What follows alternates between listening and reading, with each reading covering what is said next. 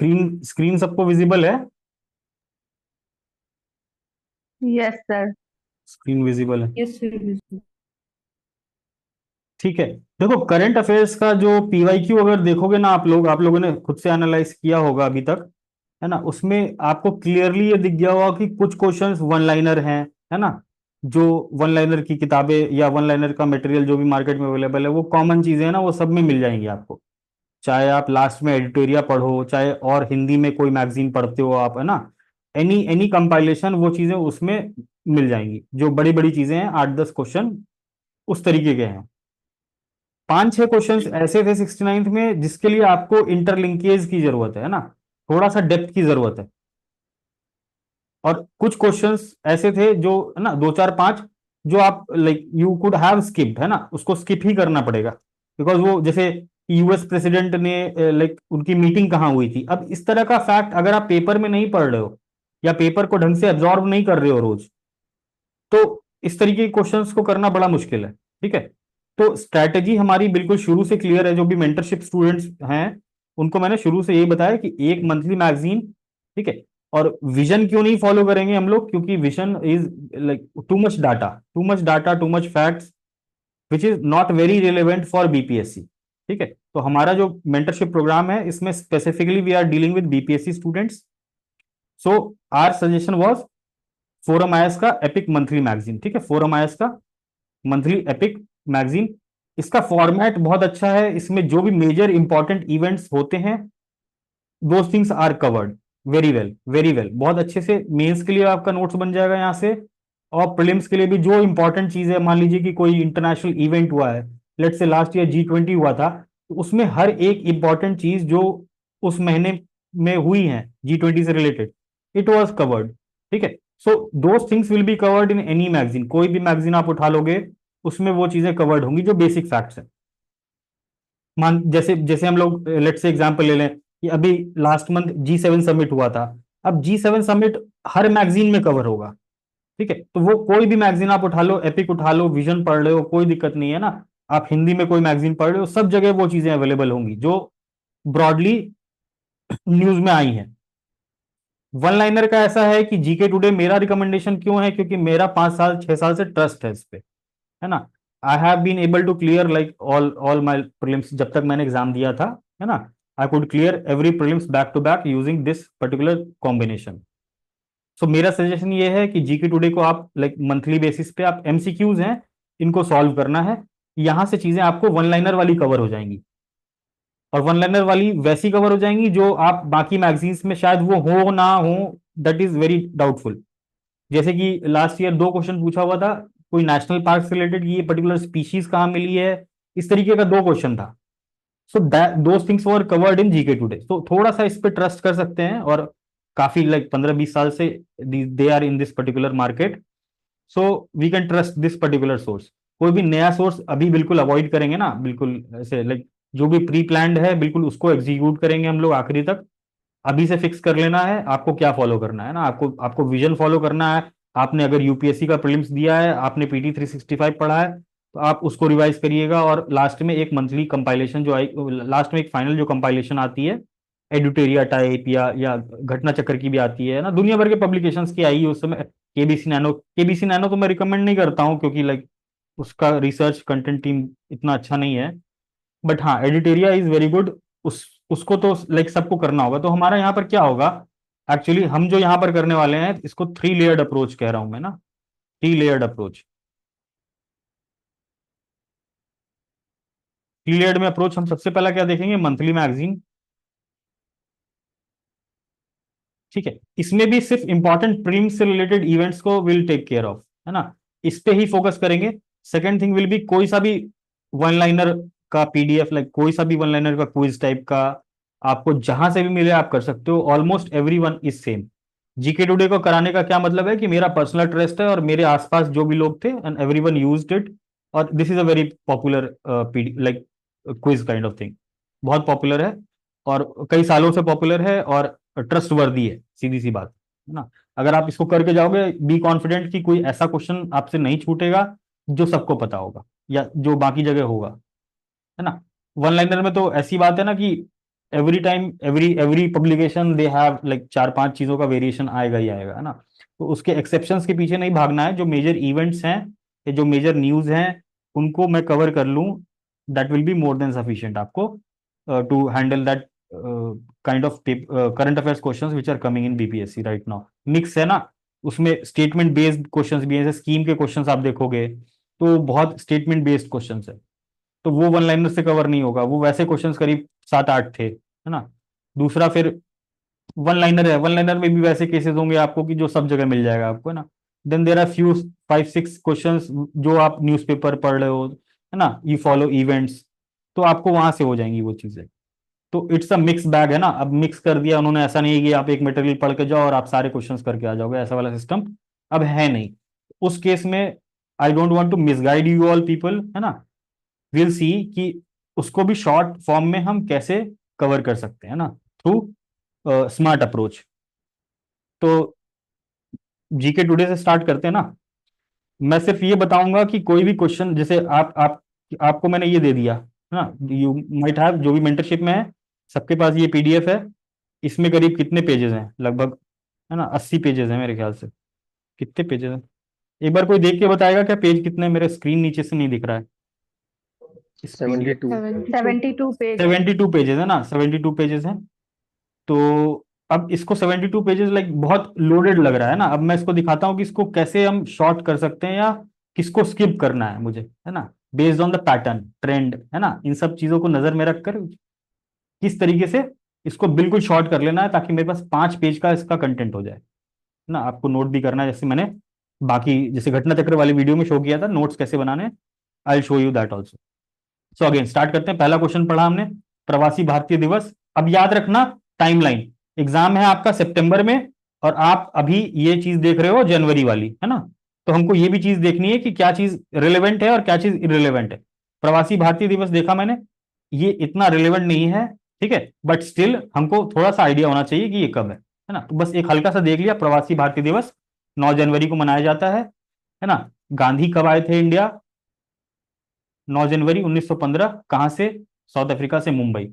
ये सब हमने स्टैटिक वाले पार्ट में पढ़ा हुआ है ना। ये प्रवासी भारतीय दिवस स्टार्ट कब हुआ था? 2003 में। बेसिकली हल्का सा इसको रीड कर लिया, और इसमें से अगर आपको लगता है कि कोई फैक्ट नोट करने लायक है तो आप नोट कर सकते हो। ये क्वेश्चन बिल्कुल नहीं पूछा जाएगा, just for the common sense general knowledge.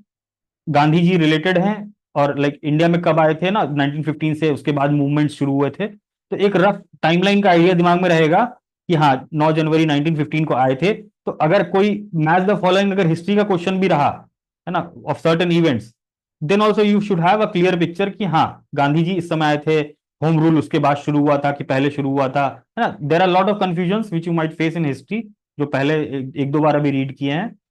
तो उसके लिए लाइक कैजुअली रीड करेंगे। इससे मैं फिलहाल अगर मैं मेरे को नोट्स बनाना होता तो मैं कुछ भी नोट्स ना बनाता इससे ना।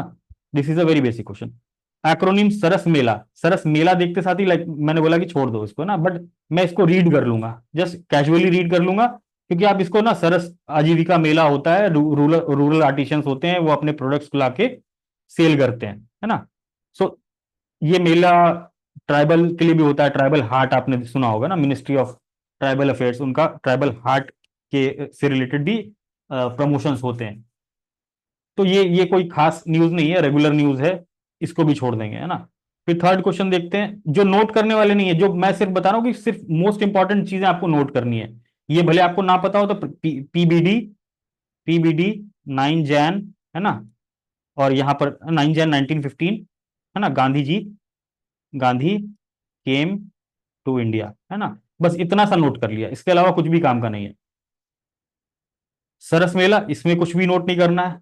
अब ये क्वेश्चन देखते हैं, general Dong Yung was recently news is the defence minister of which country. बिल्कुल इररिलेवेंट क्वेश्चन है, ठीक है, from the point of exam, लेकिन जो यहां पर एक्सप्लेनेशन है इसमें दम है ना। दिस शुड बी रेड, है ना। इसको थोड़ा सा रीड करोगे ना, general Dong has been appointed as China's new defence minister. China में ना का जहां नाम आ जाए बड़े बड़े पावर्स का, चाइना, यूएस, फ्रांस, ब्रिटेन, है ना, इस तरह के जो बड़े बड़े अभी जियो पॉलिटिक्स में ये है तुम्हारे क्या कहते हैं उसको, एक्टर्स हैं, इंटरनेशनल एक्टर्स हैं या इंटरनेशनल कंट्रीज हैं, उन पे हमारा स्पेशल फोकस रहना चाहिए। तो थोड़ा सा यहाँ देखेंगे ना, क्या बोल रहा है, mysteriously disappeared from public view 4 months। अब वो विदाउट एनी एक्सप्लेनेशन, अब कितना बड़ा इवेंट है अगर चाइना के कंटेक्स में देखें कि किसी कंट्री का डिफेंस मिनिस्टर 4 महीने तक गायब हो जाए विदाउट एनी एक्सप्लेनेशन, तो कितनी बड़ी बात है। तो there was some internal turmoil going there. हमको उससे मतलब नहीं है, एग्जाम से मतलब नहीं है, बस हम जिस एक पढ़ने के हिसाब से पढ़ लेंगे, है ना, will get a some idea कि चल क्या रहा है देश दुनिया में। Sensitive South China Sea, South China Sea region, South China Sea region आपको स्पेसिफिकली प्रिपेयर करना है, इस चीज को आप नोट कर लेंगे मैपिंग के पर्सपेक्टिव से। जब ज्योग्राफी में मैपिंग करेंगे, South China Sea is important, ठीक है। अब बाकी यहाँ पर कुछ भी नहीं है ना। Amidst rising tension between US and Taiwan, जो नए बच्चे हैं लाइक जो पुराने हैं उनको तो पता ही है कि यूएस ताइवान में like like US and Taiwan are partners, है ना। और उनका चाइना के साथ डिफरेंसेस है। सो फॉर न्यू स्टूडेंट्स अगर नहीं पता है तो ये लाइन आपके लिए इंपॉर्टेंट है, लाइक थोड़ा सा अंडरस्टैंडिंग के हिसाब से यू कैन रीड दिस। बाकी यहाँ से नोट कुछ भी नहीं करना है, बस साउथ चाइना सी नोट कर लेना है कि हाँ साउथ चाइना सी रीजन मुझे देखना है, वैसे भी इंपॉर्टेंट है South China Sea. Annual business summit Russian Davos बिल्कुल इंपॉर्टेंट नहीं है, ठीक है। बट यहाँ वर्ल्ड इकोनॉमिक फोरम है, ठीक है। ग्लोबल जेंडर गैप इंडेक्स है ना, शायद last year global gender gap index पूछा था कौन सा ऑर्गेनाइजेशन रिलीज करता है। तो world economic forum is an important और इंपॉर्टेंट इकोनॉमिक ऑर्गेनाइजेशन। इससे रिलेटेड जो भी आपको जो लास्ट में कंपाइलेशन आएंगी एग्जाम के पहले, आपकी जो भी एडिटोरियल टाइप की कंपाइलेशन आएगी वहां पर सारे इंडेक्स का एक चार्ट बना होगा। उस चार्ट में आपको जब भी इंडेक्स को देखना है या किसी इंडेक्स को याद करना हो तो हमेशा जो मेजर यूनाइटेड नेशंस से रिलेटेड, है ना, यूनेस्को से रिलेटेड, वर्ल्ड इकोनॉमिक फोरम से रिलेटेड जो भी ग्लोबल ऑर्गेनाइजेशंस हैं या जो भी बहुत इंपॉर्टेंट रिपोर्ट्स इंडेक्सेस आती हैं, सिर्फ उनको ही मेमोराइज करना है। और उसमें से भी वैसे इंडेक्सेस को छोड़ देना है। मैं थोड़ा सा अभी ये बता रहा हूं, क्यों बता रहा हूं मैं आपको समझाता हूं।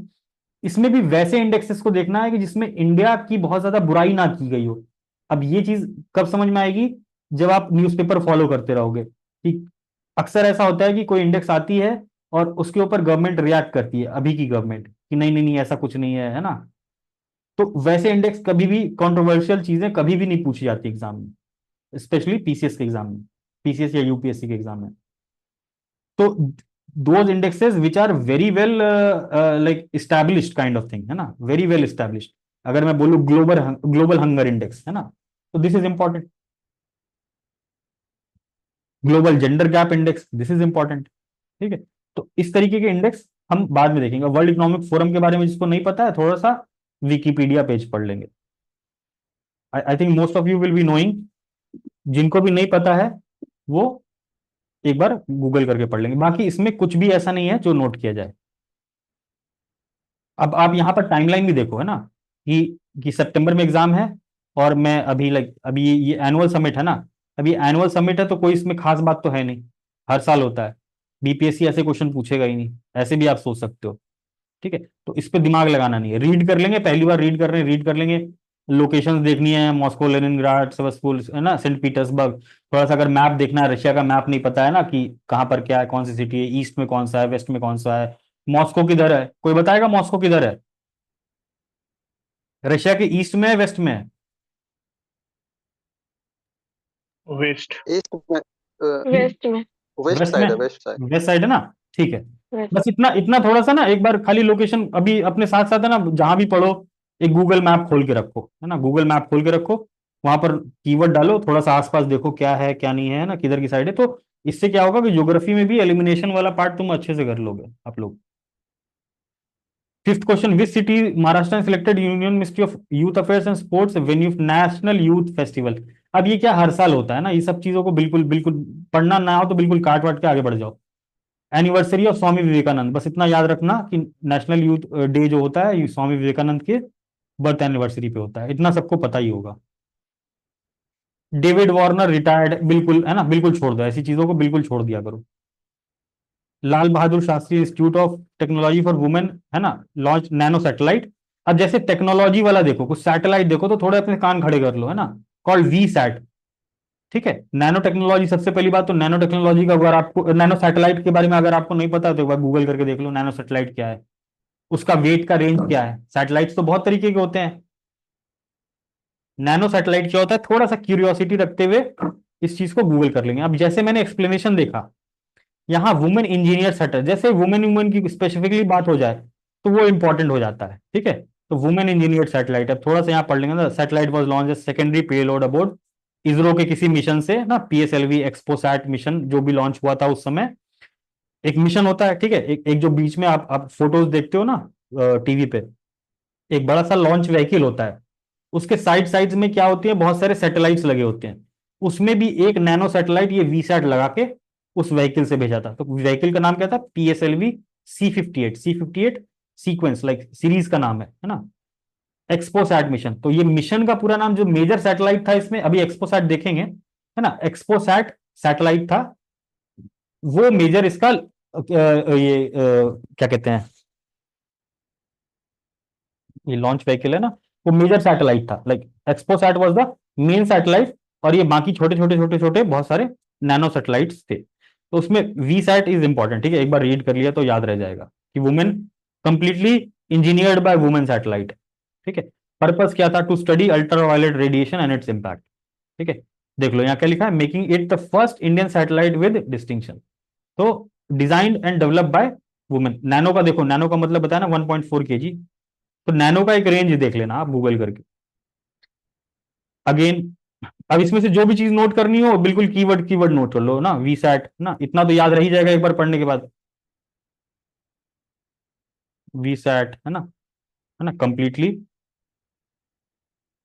वुमेन, ठीक है, नैनो ब्रैकेट में 1.5 kg, फिर है ना एक क्या, पीएसएलवी से भेजा गया है ना, पीएसएलवी C58, बस इतना सा लिख लो, ये तुम्हारे नोट्स, बस कभी नहीं भूलोगे। प्लस इसको क्या, अभी जब फर्स्ट फर्स्ट वुमेन इंजीनियर्ड है, अब आप सोचो इस चीज को आप एसए में भी लिख सकते हो, अगर वुमेन से रिलेटेड कोई भी एग्जाम्पल देना हुआ तो आप वहां पर कितने आसानी से एग्जाम्पल दे सकते हो कि first Indian satellite which was recently build engineered everything in by women, है ना। इस तरीके का कोई स्टोरी लाइन बना के आप एक छोटा सा एनेक्डोट लिख सकते हो, कहीं एग्जाम्पल दे सकते हो, अगर कहीं वुमेन एम्पावरमेंट की बात हुई तो। एनपीसीआई है ना, डेली पेमेंट लिमिट, इन सबसे कोई लेना देना नहीं है ना, आपको बेसिकली एनपीसीआई के बारे में थोड़ा सा पता होना चाहिए, नहीं पता है तो आप एनपीसीआई को लिख लो अपने नोट्स में, एनपीसीआई के बारे में जब इकोनॉमी पढ़ोगे देन यू जस्ट सी कि एनपीसीआई का काम क्या है ना, एनपीसीआई के अंदर क्या क्या चीजें हैं, ठीक है। बेसिकली जो भी एनपीसीआई, नहीं तो एनपीसीआई यूपीएससी ऐसे करके टाइप करो आप गूगल पे and you will get some article, उसको पढ़ लो, अगर समझ पा रहे हो तो ठीक है, नहीं तो जो भी इकोनॉमिक्स वाला मटेरियल पढ़ोगे वहां आपको समझ में आ जाएगा ये सब। तो इसमें से कुछ भी नोट करने लायक नहीं, ठीक, आगे बढ़े। रिसेंटली ने माँ मणिकेश्वरी यूनिवर्सिटी, अब ये सब चीजें बिल्कुल काम की नहीं है ना। Name of the first deep sea port of Bangladesh that was recently making news, this is important. First जैसी चीज कहीं देख ली तो इंपॉर्टेंट है ना। फर्स्ट मतारबारी एयरपोर्ट, सॉरी पोर्ट ना, चिट्टागोंग तो सबको पता ही है कहाँ है, अगर बाकी नहीं पता है तो ये भी थोड़ा सा, कॉक्स बाजार भी बांग्लादेश में ही है ना, सोनादिया ये भी बांग्लादेश में ही होगा, बट जो आंसर है ये मातरबारी पोर्ट है। अब फर्स्ट डीप सी पोर्ट, अब इसका एक्सप्लेनेशन पढ़ेंगे। फर्स्ट डीप सी पोर्ट तो हो ही गया, इससे अपने को कोई मतलब नहीं है।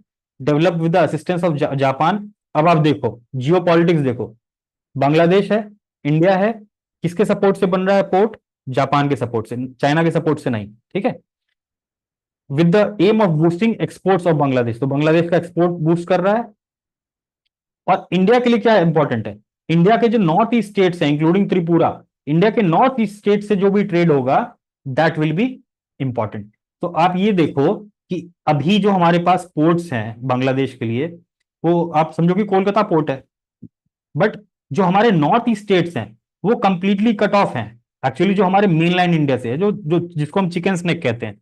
तो जो भी हमारा ट्रेड होता है, अगर मान लो नॉर्थ ईस्ट स्टेट में हम इंडस्ट्रियलाइजेशन की बात कर रहे हैं, है ना, या कुछ एक्सपोर्ट करना है मुझे टुवर्ड्स बे ऑफ बंगाल, अगर मान लो कि आपको हरियाणा से कुछ एक्सपोर्ट करना है टुवर्ड्स बे ऑफ बंगाल, तो आप कैसे आओगे, आप बिल्कुल पूरा इंडिया का, सेंट्रल इंडिया क्रॉस करके आओगे, then you either go to Andhra Pradesh port, Odisha port, है ना, इन पोर्ट्स का इस्तेमाल करोगे, देन यू विल ट्रांसपोर्ट। लेकिन अगर मैं कुछ चीज नॉर्थ ईस्ट के थ्रू भेजना चाहूं, है ना, नॉर्थ ईस्ट के थ्रू ट्रेड बढ़ाना चाहूं अपना, तो मुझे किसकी जरूरत पड़ेगी, बांग्लादेश की, म्यांमार की। हमारे लिए मार्केट कौन है ना, एक्ट ईस्ट पॉलिसी के तहत हमारे लिए कौन से रीजन इंपॉर्टेंट है, साउथ ईस्ट एशिया के रीजन। तो साउथ ईस्ट एशिया रीजन में हमारा ट्रेड बढ़ाने के लिए will need this, will this port will be very helpful for us.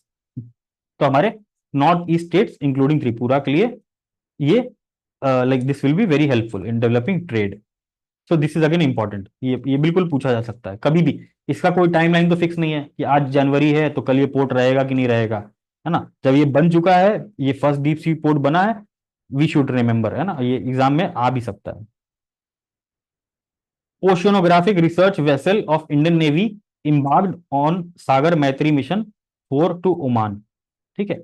अब इस तरीके के वेसल्स भी कई बार पूछ लेता है ना. स्पेसिफिकली अगर कोई रिसर्च वेसल हो ना, रिसर्च वेसल. नॉर्मल तो कई सारे वेसल्स ऐसे वैसे घूमते रहते हैं, है ना.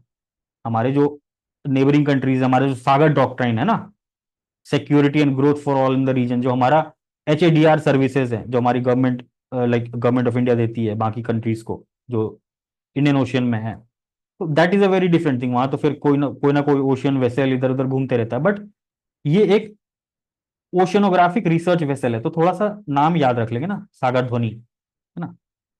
कहाँ गया नहीं गया ये इंपॉर्टेंट नहीं है, बस सागर ध्वनि याद रख लेंगे. मैत्री 4 मिशन है ना. मैत्री 4 मिशन यहाँ पर बताया कि बेसिकली यहाँ पर है ना, goal of the mission is to establish long term scientific partnership and collaboration with Indian Ocean rim countries. तो इंडियन ओशियन रिम कंट्रीज अगर आपको नहीं पता है तो ये भी गूगल करके पढ़ लेंगे कि इंडियन ओशियन रिम कंट्रीज क्या है.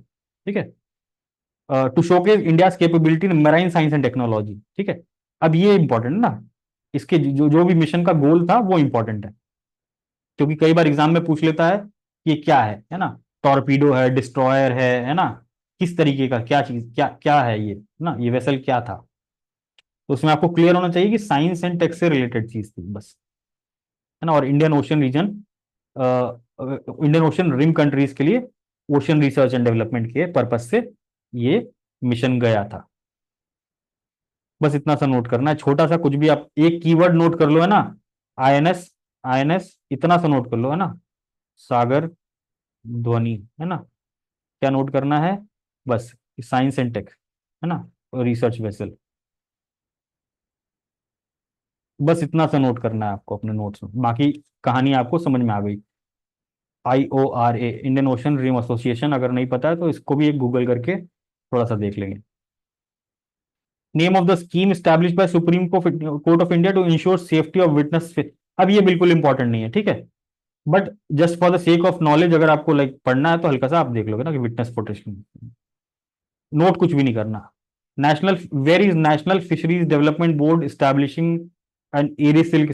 अब ये भी बिल्कुल इंपॉर्टेंट नहीं है, लेकिन एरी सिल्क मुझे पता होना चाहिए कि इंडिया में एरी सिल्क कहाँ मिलता है. तो कहाँ मिलता है, अभी आसाम की साइड. नहीं पता हो तो गूगल कर लेंगे एक बार, 2 सेकंड गूगल करेंगे ना, eri silk is found in which place. Chat GPT पे लिख देंगे eri silk is found in which place in India, बस इतना सा टाइप करना है. You will get to know कि एरी सिल्क कहाँ पॉपुलर है. कुछ भी नोट नहीं करना. Since when India and Pakistan exchanged list of their nuclear installation facilities in the first week of January. ये भी बिल्कुल इंपॉर्टेंट नहीं है ना. 1992 से रोज हर साल एक्सचेंज होता है. इंपॉर्टेंट नहीं है, बट आपको अगर नहीं पता है तो like it's good to know कि हमारे इंडिया और पाकिस्तान के बीच में ऐसा कोई एग्रीमेंट है ना. इसमें से कुछ भी नोट नहीं करना प्रीलिम्स के लिए. Name of the government scheme, scheme scheme scheme. ठीक है. मीटिंग अगर डिस्कनेक्ट होगी तो वापस उसी लिंक से ज्वाइन करना है. गवर्नमेंट स्कीम, स्कीम जैसे आ जाए आपका दिमाग, है ना, एक्टिव हो जाना चाहिए. Tuberculosis patient for the nutritional need. ठीक है. तो ये बिल्कुल है ना, निक्षय पोषण योजना. बस आपको याद रखना है, Nikshay Poshan Yojana related to what, tuberculosis, nutritional need. ऐसे कीवर्ड्स लिख लिया ना. कब शुरू किया गया था, 2018. बस जो भी बेसिक फैक्ट्स हैं 2-3 चीज नोट कर लिया, बाकी ये बिल्कुल नहीं पूछा जाएगा ना. Nothing special in this. Who heads the committee, committee commission ऐसे नाम आ जाए तो बिल्कुल नोट करना है ना. और issue of holding simultaneous election in India, ये ऑलमोस्ट सबको पता ही होगा, है ना, रामनाथ कोविंद. तो this is again an important like question. Adora magic city is the first home grown cruise ship है ना, ऑफ विच कंट्री. तो लाइक ये भी इतना इंपॉर्टेंट नहीं है, बट हाँ ठीक है, देख लिया, चाइना. बिल्कुल इंपॉर्टेंट नहीं है ना. ऐसा क्रूज शिप तो कोई भी बनाता रहता है ना, इंडिया में भी बनाता लास्ट ईयर. तो this is not a very good current affairs which can be asked in BPSC, जिस स्टैंडर्ड पे हम अभी आज का पेपर देख रहे हैं. Mohammad Yunus receive Nobel prize in 2006 for pioneering micro finance banking, है ना। अब ये like he was a Nobel prize winner in economics. Economics था कि पीस था, आई डोंट रिमेम्बर, एक बार चेक कर लेना कि किस में। पीस था शायद। तो ये बांग्लादेश के हैं, ठीक है। ग्रामीण बैंक के फाउंडर हैं। इनका इनके बारे में कई बार आप एस्से में कोट कर सकते हो, है ना, कई बार आप एस्से में कोट कर सकते हो इनको। तो एक लाइक कैजुअली पढ़ लेंगे, इसमें कुछ भी नहीं हुआ है ना। इनको लीगल ट्रबल इन बांग्लादेश, इनको परेशान किया जा रहा है बांग्लादेश गवर्नमेंट के द्वारा, है ना, alleged violation of labour laws. So ऐसा कुछ भी इंपॉर्टेंट नहीं है, बट जस्ट हाँ कि like he is a Nobel prize winning person. He has established Grameen Bank, and he is today like the leader of considered the leader of microfinance.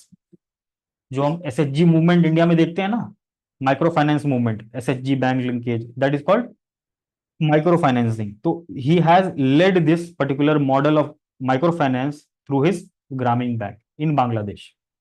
इसीलिए हमको दिखता है ना बांग्लादेश में आज पर कैपिटा इनकम कितना ज्यादा है। तो there are lot of things which were done there. 19th है, what as per recent report what percentage of India's agricultural imports in 2003 compare. ये भी कोई कोई लेना देना नहीं है ना इसका। ये इस तरीके के कुछ फैक्ट्स वैक्ट्स होंगे ना तो आपको वो कंपाइलेशन में मिल जाएगा। यहाँ पर ही ये सब चीजों को करने की कोई जरूरत नहीं है ना, रैंडम फैक्ट्स हैं ये तो। अगेन मिशन की बात कर रहा है। सिकल सेल कोई डिजीज है ना। तो बिल्कुल इसको नोट कर लेंगे कि क्या था। National sickle cell anaemia elimination mission, है ना। देख लो ऑप्शंस कितने स्मार्टली फ्रेम किए गए हैं। अगर आपको नहीं पता है तो you will get confuse in very simple question. दूसरा, अगर सिकल सेल डिजीज के बारे में नहीं पता है तो इसको भी गूगल करके पढ़ लेंगे। क्लियर। तो ये सब चीजें नोट करनी है ना, जो जो आपको लग रहा है कि हाँ मिशन है ना भाई कि सिकल सेल क्या है ना, you just note down the keywords. ये कभी भी वन लाइनर में पूछ लेगा, बायोलॉजी के क्वेश्चन में पूछ लेगा। तो you must be very aware, थोड़ा सा क्यूरियस रहना है। जस्ट अ सेकेंड, एक मिनट।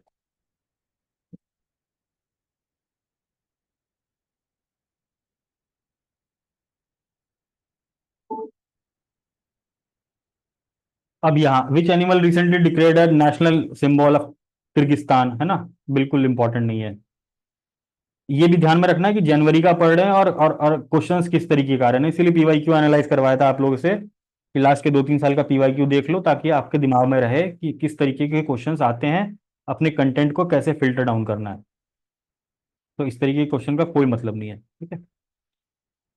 रोज कोई ना कोई नेशनल सिंबल अपने अपने डिक्लेयर करता है, कभी कोई स्टेट डिक्लेयर कर देगा ये फ्लावर है वो फ्लावर है। तो these things are not important for us, है ना। जो जो छोटे मोटे एग्जाम होते हैं, है ना, जो क्लरिकल लेवल के एग्जाम होते हैं उनके लिए भले इंपॉर्टेंट हो जाए।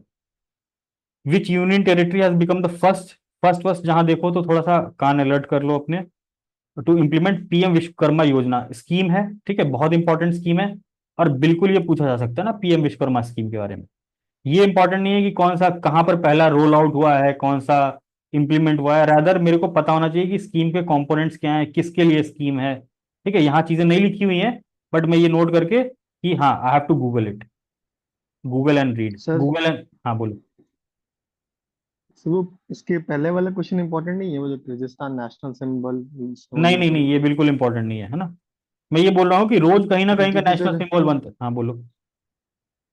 अभी मिनिस्ट्री ऑफ एनवायरनमेंट फॉरेस्ट एमओएफसीसी अभी हम्म। रिपोर्ट रिलीज किया है स्नो लियोपर्ड पे, status of snow leopard in India पे ठीक है ना, वो तो रिपोर्ट तो रिसेंटली हमेशा हर रिलीज साल किया आती है। है। स्नो लिपर्ड का तुमको कंजर्वेशन स्टेटस पता है क्या?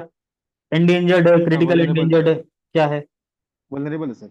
वल्नरेबल है ना। अब तुम सोचो, हम्म। वल्नरेबल को मेरे को वैल्यू देनी नहीं है। मेरे को मेरे नहीं लिए नहीं वैल्यू, मेरे लिए वैल्यूबल चीज है क्रिटिकली एंडेंजर्ड और एंडेंजर्ड। जब हम गैंजेटिक डॉल्फिन की बात करेंगे, जब हम टाइगर की बात करेंगे, जब हम लायन की बात करेंगे, सब एंडेंजर्ड है। वो भी क्रिटिकल एंडेंजर्ड नहीं है, एंडेंजर्ड है, हम्म। ठीक है। तो ऐसे तो सिंबल इम्बॉल ये सब दुनिया भर के, अभी वर्ल्ड में देखोगे तो रोज कुछ ना कुछ सिंबल इम्बॉल होता रहता है। बीपीएससी के लिए ये इंपॉर्टेंट नहीं है। मेरे लिए ये स्कीम इंपॉर्टेंट है। मुझे ये स्कीम गूगल करके पढ़ लेना है, 4 फैक्ट्स उसके नोट कर लेने हैं देन एंड देयर। ये भी इंपॉर्टेंट नहीं है कि कहाँ स्टार्ट हुआ। क्लियर। अब ये what distinguishes the new Chinese aircraft carrier, aircraft carrier, ठीक है। फुजियान, दैट वाज रिसेंटली, ठीक है। अब ये उसके कंपैरिजन में जा रहा है, तो ये भी इंपॉर्टेंट नहीं है ना। एयरक्राफ्ट कैरियर चाइना का कोई बना, एयरक्राफ्ट कैरियर समझते हो आप लोग क्या होता है?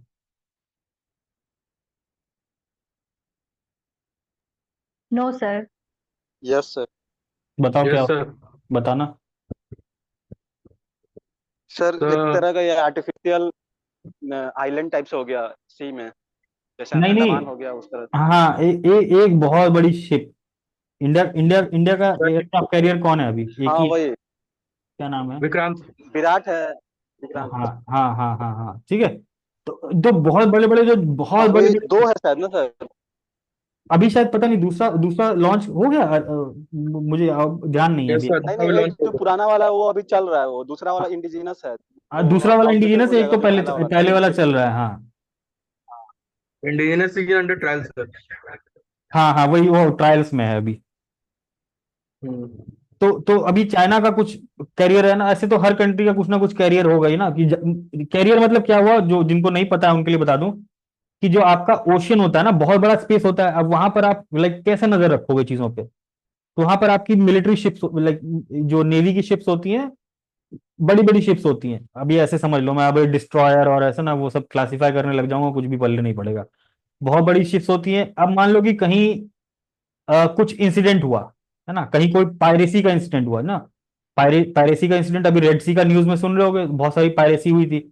अब मान लो कि इंडिया को कुछ सपोर्ट भेजना है या तुरंत कुछ करना है, और उसका जहाज, इंडिया का जो मेन जहाज है, जो जो लाइक वो सारी निगरानी रख रहा है, वो कहीं बीच में है।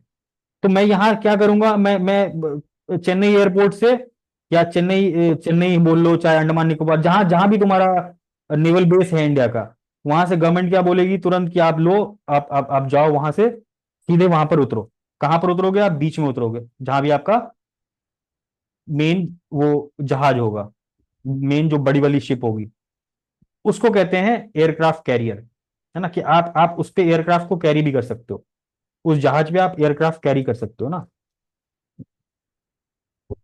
थोड़ा सा गूगल कर लेना, it aircraft, what is aircraft carrier sir, India. ये it is a fully loaded army in itself, having air support. और जो आर्मी का सपोर्ट होता है, सारा कुछ सपोर्ट, सारा इसमें सारा सपोर्ट सिस्टम रहता है, नेविगेशन सिस्टम सारा कुछ रहता है इसमें। एग्जैक्टली एग्जैक्टली, बिल्कुल बिल्कुल सही बोला। ठीक है, तो सब कुछ हम्म। रहता है। तो अभी चाइना का साउथ चाइना सी में इशू चल रहा है, आप सोचो। यूएस के भी शिप्स हैं, है ना, साउथ चाइना सी में, ऑलमोस्ट एवरीवेयर, है ना। यूएस के तो सब जगह ही हैं। अभी हम देखेंगे आगे, क्वेश्चन भी आएगा, एक नेवल बेस अभी रिसेंटली उसने कहाँ पर, शायद कतर का है। तो बाकी समझ में आया? किसको नहीं समझ में आ रहा था थोड़ा सा एयरक्राफ्ट कैरियर के बारे में? Yes sir. ठीक है स्नेहा, समझ में आ गया ना? अब यहाँ चाइना ने कोई एयरक्राफ्ट कैरियर बनाया, यस मेरे सर। इंटरेस्ट का नहीं। अगर इंडिया बनाता तो मेरे इंटरेस्ट का होता, तो बिल्कुल मतलब का नहीं। Which organisation recently issued the standard operating procedure for summoning government? अब बिल्कुल इंपॉर्टेंट नहीं है, ठीक है। अब कोई एसओपी एसओपी टाइप की चीजें कोई इंपॉर्टेंट थोड़े ना है हमारे लिए। नेम ऑफ द फीमेल चीता रिसेंटली गेव बर्थ, है ना। अब ये सब चीजें नहीं इंपॉर्टेंट है। रैदर मुझे पता होना चाहिए कूनो नेशनल पार्क कहाँ है ना, मध्य प्रदेश में है चीता का, वहां ट्रांसलोकेशन किया गया है, ठीक है। बस इतना सा जानना है, और इसमें कुछ भी इंपॉर्टेंट नहीं है, ठीक है। ठीक है, नाटो, नाटो जैसे ही सुन लो तो, है ना, नाटो हमेशा न्यूज में रहता है, इंटरनेशनल ऑर्गेनाइजेशन है, बहुत इंपॉर्टेंट, है ना। Specially in context of Russia Ukraine war, you have heard this term NATO lot of time. तो एक मिनट,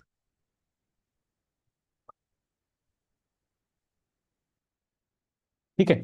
तो NATO NATO is very important, Russia Ukraine war के कंटेक्स्ट में ये कई बार सुना होगा। तो NATO has signed a contract to buy 1000 unit of which missile defence system? अब 1000 यूनिट इज थोड़ा सा बड़ा लग रहा है ना, दो चार।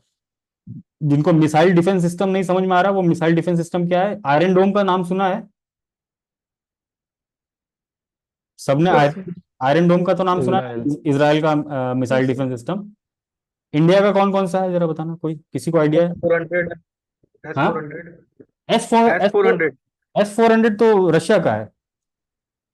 S-400 हो गया, फिर त्रिशूल हो गया, फिर पृथ्वी मिसाइल सिस्टम हो गया। अरे पृथ्वी मिसाइल सिस्टम है, वो डिफेंस सिस्टम नहीं है। डिफेंस मतलब क्या है पता है? वो तो Prithvi is a missile, missile का वेरिएंट है ना। Missile system is a kind of sir 5-6, Prithvi one, Samar, Prithvi two, वो तो मिसाइल्स हैं। सर इंडिया का समर है, Samar missile defence system India का है। समर, हाँ समर। चेक करना सब लोग एक बार।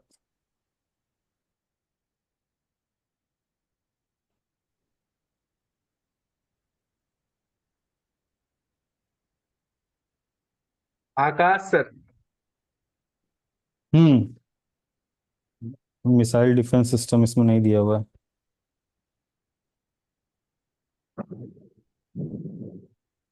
Sir Samar, surface to air missile for assure retaliation, Samar India का डिफेंस सिस्टम है, okay okay okay, air defence system. ठीक है ठीक है ठीक है।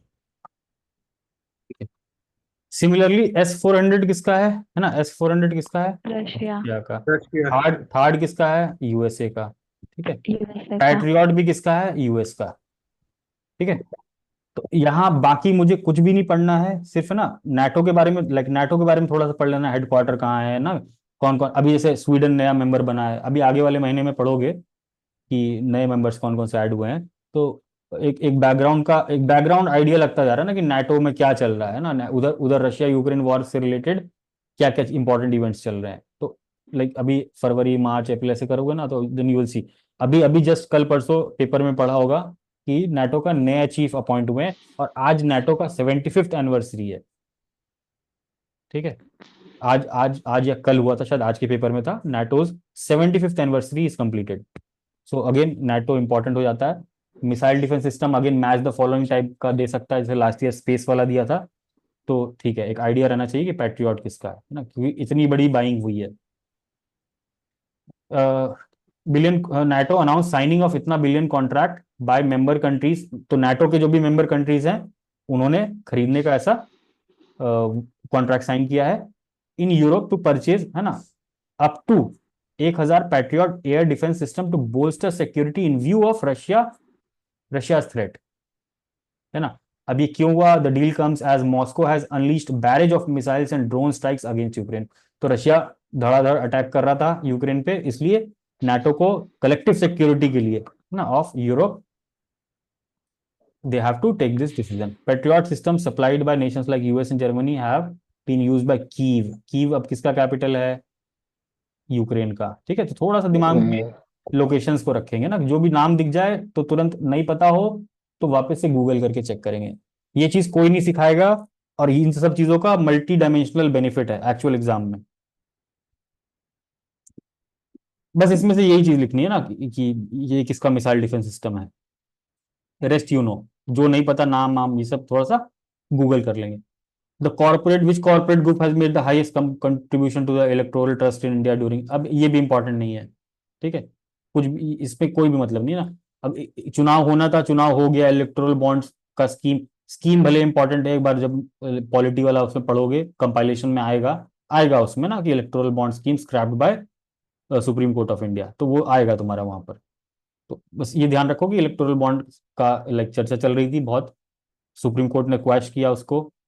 ये इंपॉर्टेंट नहीं है कि किसको सबसे ज्यादा मिला, यहाँ तो कंपनी का नाम ले रहा है, पार्टी का नाम पूछे तो अलग बात है ना। यहाँ पर बिल्कुल इंपॉर्टेंट नहीं है, दिमाग 1% भी नहीं लगाना है इन सब चीजों में। विच आर्किटेक्ट फर्म, ये सब बिल्कुल कोई मतलब का नहीं है। Which company has won highest number of oil and gas blocks in the recent open acreage licence policy bidding round, बिल्कुल इंपॉर्टेंट नहीं है। ठीक है। Name of biosimilar antibiotic drug launched by Glenmark. अभी जब इस तरीके का कुछ ड्रग और इस तरह की बात हो ना, कुछ बायोमेडिकल टेक्नोलॉजी स्पेशली हेल्थ से रिलेटेड, इसमें बिल्कुल ध्यान रखना है कि कुछ फर्स्ट टाइप की चीज होगी ना, जैसे फर्स्ट मलेरिया वैक्सीन लॉन्च्ड जैसे लास्ट ईयर था, उस तरीके का न्यूज हमको दिमाग में रखना है। बाकी ये सब तो रोज कुछ ना कुछ ड्रग बनते रहते हैं, इनके पास कुछ नहीं रहता, तो इनको एमसीक्यू बनाना है, और उस मंथ के हिसाब से में भी इंपॉर्टेंट होता, लेकिन हमारे एग्जाम की पर्पज से इंपॉर्टेंट नहीं है। Which state government prohibited government officers from purchasing petrol, बिल्कुल इंपॉर्टेंट नहीं है ना। Which organisation along with CCRAS launch smart 2.0 programme to clinical studies, बिल्कुल इंपॉर्टेंट नहीं है। क्लिनिकल स्टडी लॉन्च कर रही है ना कोई कोई, बहुत सारी संस्थाएं हैं, है ना, बहुत सारे, कितने सारे ऑर्गेनाइजेशन है, रिसर्च ऑर्गेनाइजेशन गवर्नमेंट के, अब तुम कहाँ तक ट्रैक, मतलब वो इंपॉर्टेंट है ही नहीं कि अगर कोई छोटा मोटा प्रोग्राम लॉन्च किया, मिनिस्ट्री लेवल पे कोई स्कीम लॉन्च हो रही है, कोई बहुत बड़ा पॉलिसी लेवल पे काम हो रहा है, देन वी विल सी। उसके अलावा कुछ भी इंपॉर्टेंट नहीं है इसमें। Current CEO of I, Indian crime cyber crime coordination centre. अब ये सीईओ ईओ कुछ भी इंपॉर्टेंट नहीं है ना, कोई भी नाम इंपॉर्टेंट नहीं है कि इसका चेयरमैन कौन बना, उसका इस तरीके के इंफॉर्मेशन को बिल्कुल बिल्कुल नहीं याद करना है, एक्सेप्ट कि वो पहली कोई महिला हो गई हो, है ना, इस टाइप का। तो अगर कोई वुमेन से रिलेटेड कोई है तो भले एक बार दिमाग में नाम याद रख लो, वुमेन है तो फिर तुम कहीं ऐसे में भी कोट कर सकते हो, है ना। तो ऐसा अपना मल्टी डायमेंशनल दिमाग चलाना कि मेरे को मेंस में भी अगर लिखना हुआ तो मैं ये एग्जाम्पल उठा सकती हूँ, लेकिन यहां पर ऐसा कुछ भी इंपॉर्टेंट नहीं है। तो इसको सीईओ तो भूल जाओ। अगर तुमको I4C नहीं पता है, इंडिया क्राइम कोऑर्डिनेशन सेंटर क्या है, तो इसको एक बार गूगल कर लेंगे। ये है, आती है मिनिस्ट्री ऑफ होम अफेयर्स के under, to provide a framework for law agencies to tackle cyber crime. तो मिनिस्ट्री ऑफ होम अफेयर्स के अंदर ये बॉडी है ना, is a body established under MHA to provide a framework for law agencies to tackle cyber crime. बस इतना सा मुझे पता होना चाहिए कि साइबर क्राइम से रिलेटेड अगर कुछ इंपॉर्टेंट फ्रेमवर्क बनाना है तो ये कौन बनाएगा, ऑल ऑल इंडिया लेवल पे कोऑर्डिनेशन कौन करेगा, India cyber crime coordination centre, जो मिनिस्ट्री ऑफ होम अफेयर्स के अंदर आता है। ठीक है। अब ये बुक है, who is the author of chip war, first the fight for the world's most critical technology. अब सबसे पहली बात तो कीवर्ड मुझे दिख गया, critical technology, chip war. Chip war मतलब something related to semiconductor chips की बात कर रहे हैं। और अभी चल क्या रहा है पूरे लाइक ग्लोबल जियो पॉलिटिक्स में, सारी सेमीकंडक्टर और टेक्नोलॉजी और एनर्जी, है ना, इन पे ही सब कुछ चल रहा है। क्योंकि जो ऑयल और नेचुरल गैस है, हम क्या कर रहे हैं, क्लाइमेट चेंज होने वाला हो रहा है, या जो भी हमारा ग्रीन टेक्नोलॉजी की तरफ शिफ्ट है। अब ग्रीन टेक्नोलॉजी की शिफ्ट में क्या काम आ रहा है हमारे पास, critical technology, critical minerals, critical minerals. और क्रिटिकल मिनरल्स सबसे ज्यादा किसके पास है, चाइना के पास है।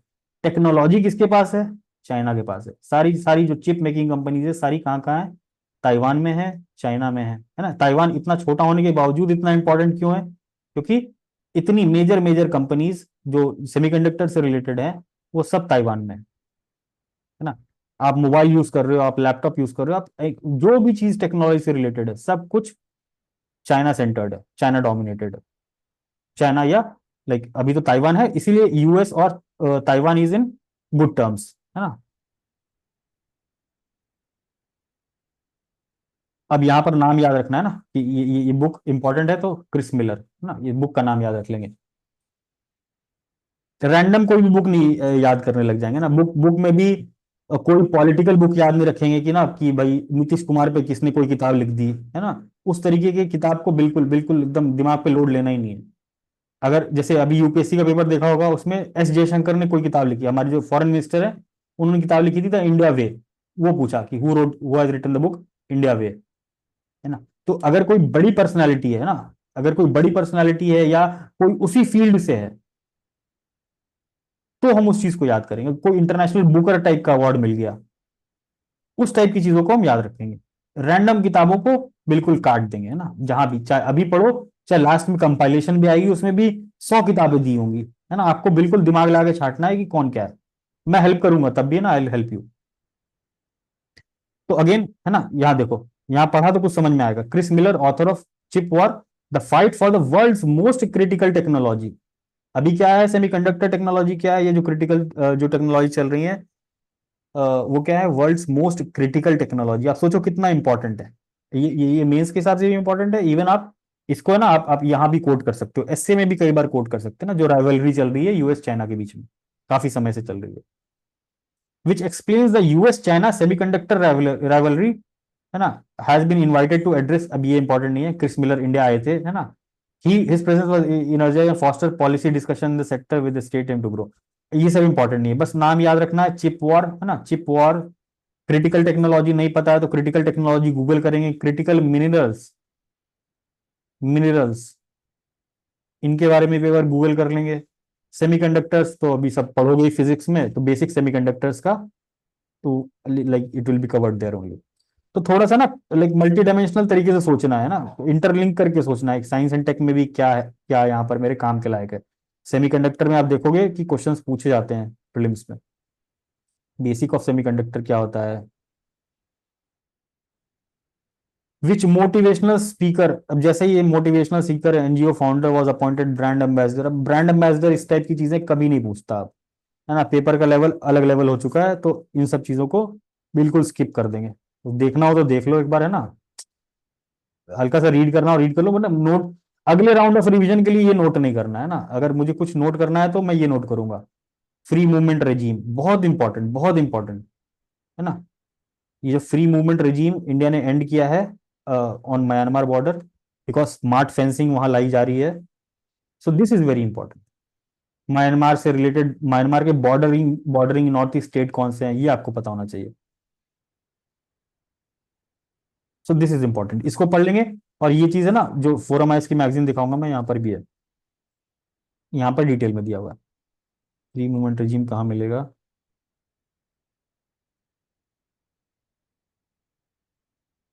देखो ये एक्सपो सैट बताएगा ना, वी सैट वाले में, XPoSat launch by ISRO, है ना। एग्रीकल्चर एक्सपोर्ट इंपोर्ट वाला डाटा था वो यहाँ पर अब अच्छे से दिया होगा।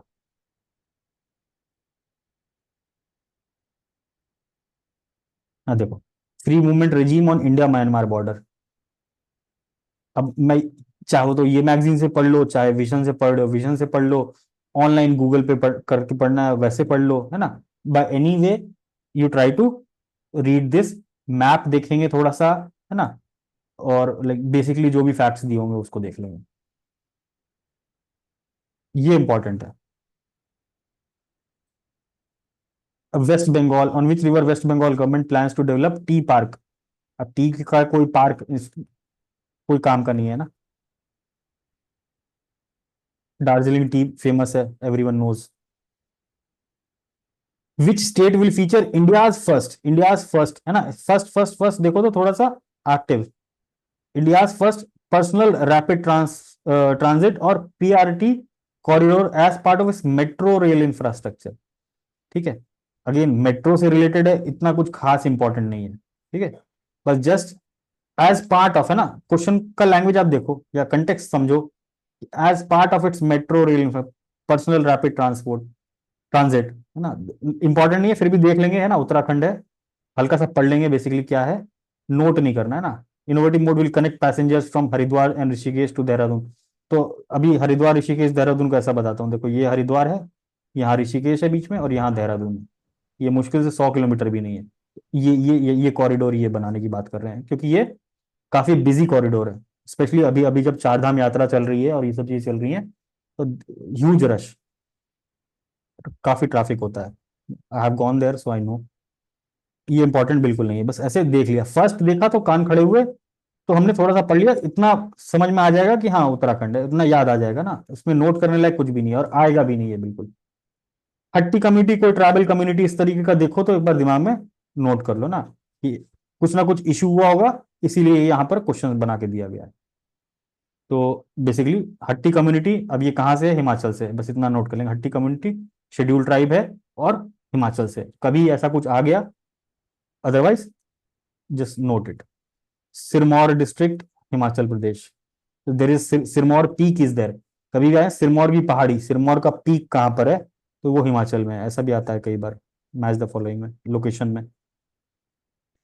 First women director general of Maharashtra, वो DGP of Maharashtra, nothing important, first है लेकिन अब डीजीपी बनी है, स्पेसिफिकली महाराष्ट्र की बनी है, तो ऐसा ऐसा कोई भी खास इसमें नहीं है कि बीपीएससी के प्रीलिम्स में आ जाए या कोई पीसीएस लेवल के एग्जाम में आ जाए, क्योंकि पीसीएस लेवल के एग्जाम का पैटर्न अब थोड़ा सा बदल रहा है, तो वन लाइनर भी हमको बहुत नपे तुले छांट के निकालने हैं, otherwise you will B overwhelmed ना, 5-6 हजार वन लाइनर मिल जाएंगे तो परेशान हो जाओगे याद करते करते। Host 19th summit of non alignment movement 2024। अब NAM NAM is a very important organisation, summit level की बात हो रही है ना, कोई छोटा मोटा कॉन्फ्रेंस नहीं हो रहा है, कोई छोटी मोटी मीट नहीं हो रही है, समिट लेवल है, समिट समिट मतलब कि either the head of the state is going, प्रधानमंत्री, राष्ट्रपति, है ना, या फॉरेन मिनिस्टर, इस तरीके के लोग अटेंड करते हैं, तो समिट इज इंपॉर्टेंट। तो ये अगेन मैगजीन में होगा, अगर कुछ भी नहीं नोट करना है तो 19th नैम 2024 कहाँ हुआ, कंपाला, युगांडा, ठीक है, बस इतना सा नोट कर लिया, है ना। Global south, outreach to Africa, है ना, ये कीवर्ड्स हैं। अब ये मीन्स में कीवर्ड्स है ना, outreach to Africa, global south. अभी जैसे अफ्रीकन यूनियन उसमें इंक्लूड हुआ है G20 में, तो अफ्रीका इज इंपॉर्टेंट थोड़ा सा। ठीक है। अब ये कब तक युगांडा रहेगा इसका चेयर 2024 से 27 तक। बस इतना सा, दो तीन कीवर्ड नोट करना, नोट कर लो, नहीं तो ये चीजें तुमको मैगजीन में भी मिलेगी, जो कंपाइलेशन आएगी एंड में, उसमें भी रहेगा ये। Quality, primary purpose of quality control orders issued by government, ये इंपॉर्टेंट नहीं है, जस्ट लाइक कि दिस इज रिलेटेड टू, मैंने थोड़ा सा यहाँ पढ़ा तो मैंने बोला कि यहाँ WTO लिखा हुआ है ना, agreement on technical barriers to trade. अब ऐसा कई बार पूछ देता है कि agreements on technical barrier to trade is related to which organisation, WTO, है ना, यूनाइटेड नेशंस, OECD, ऐसे करके तीन चार ऑप्शन बना के दे देगा। तो यू मस्ट नो कि WTO के अंडर कौन कौन से एग्रीमेंट्स हैं। एग्रीमेंट ऑन एग्रीकल्चर है, agreement of technical barriers to trade है। जो जब बेसिक इकोनॉमी वाले सेक्शन में आप पढ़ोगे ना, जो ऑर्गेनाइजेशन, इकोनॉमिक ऑर्गेनाइजेशन है, then you will read about these things. तो यहाँ पर ये चीज नोट करने लायक थी, इसीलिए मैंने यहाँ पर टिक किया। अब quality control order government of India issue करती है ना। कौन सा department? Department of promotion of industry and internal trade ना, ये तो डिपार्टमेंट है। अब ये किस मिनिस्ट्री के अंदर आती है, कोई बताएगा? DPIIT किस मिनिस्ट्री के अंदर आती है? मिनिस्ट्री ऑफ कॉमर्स के अंदर?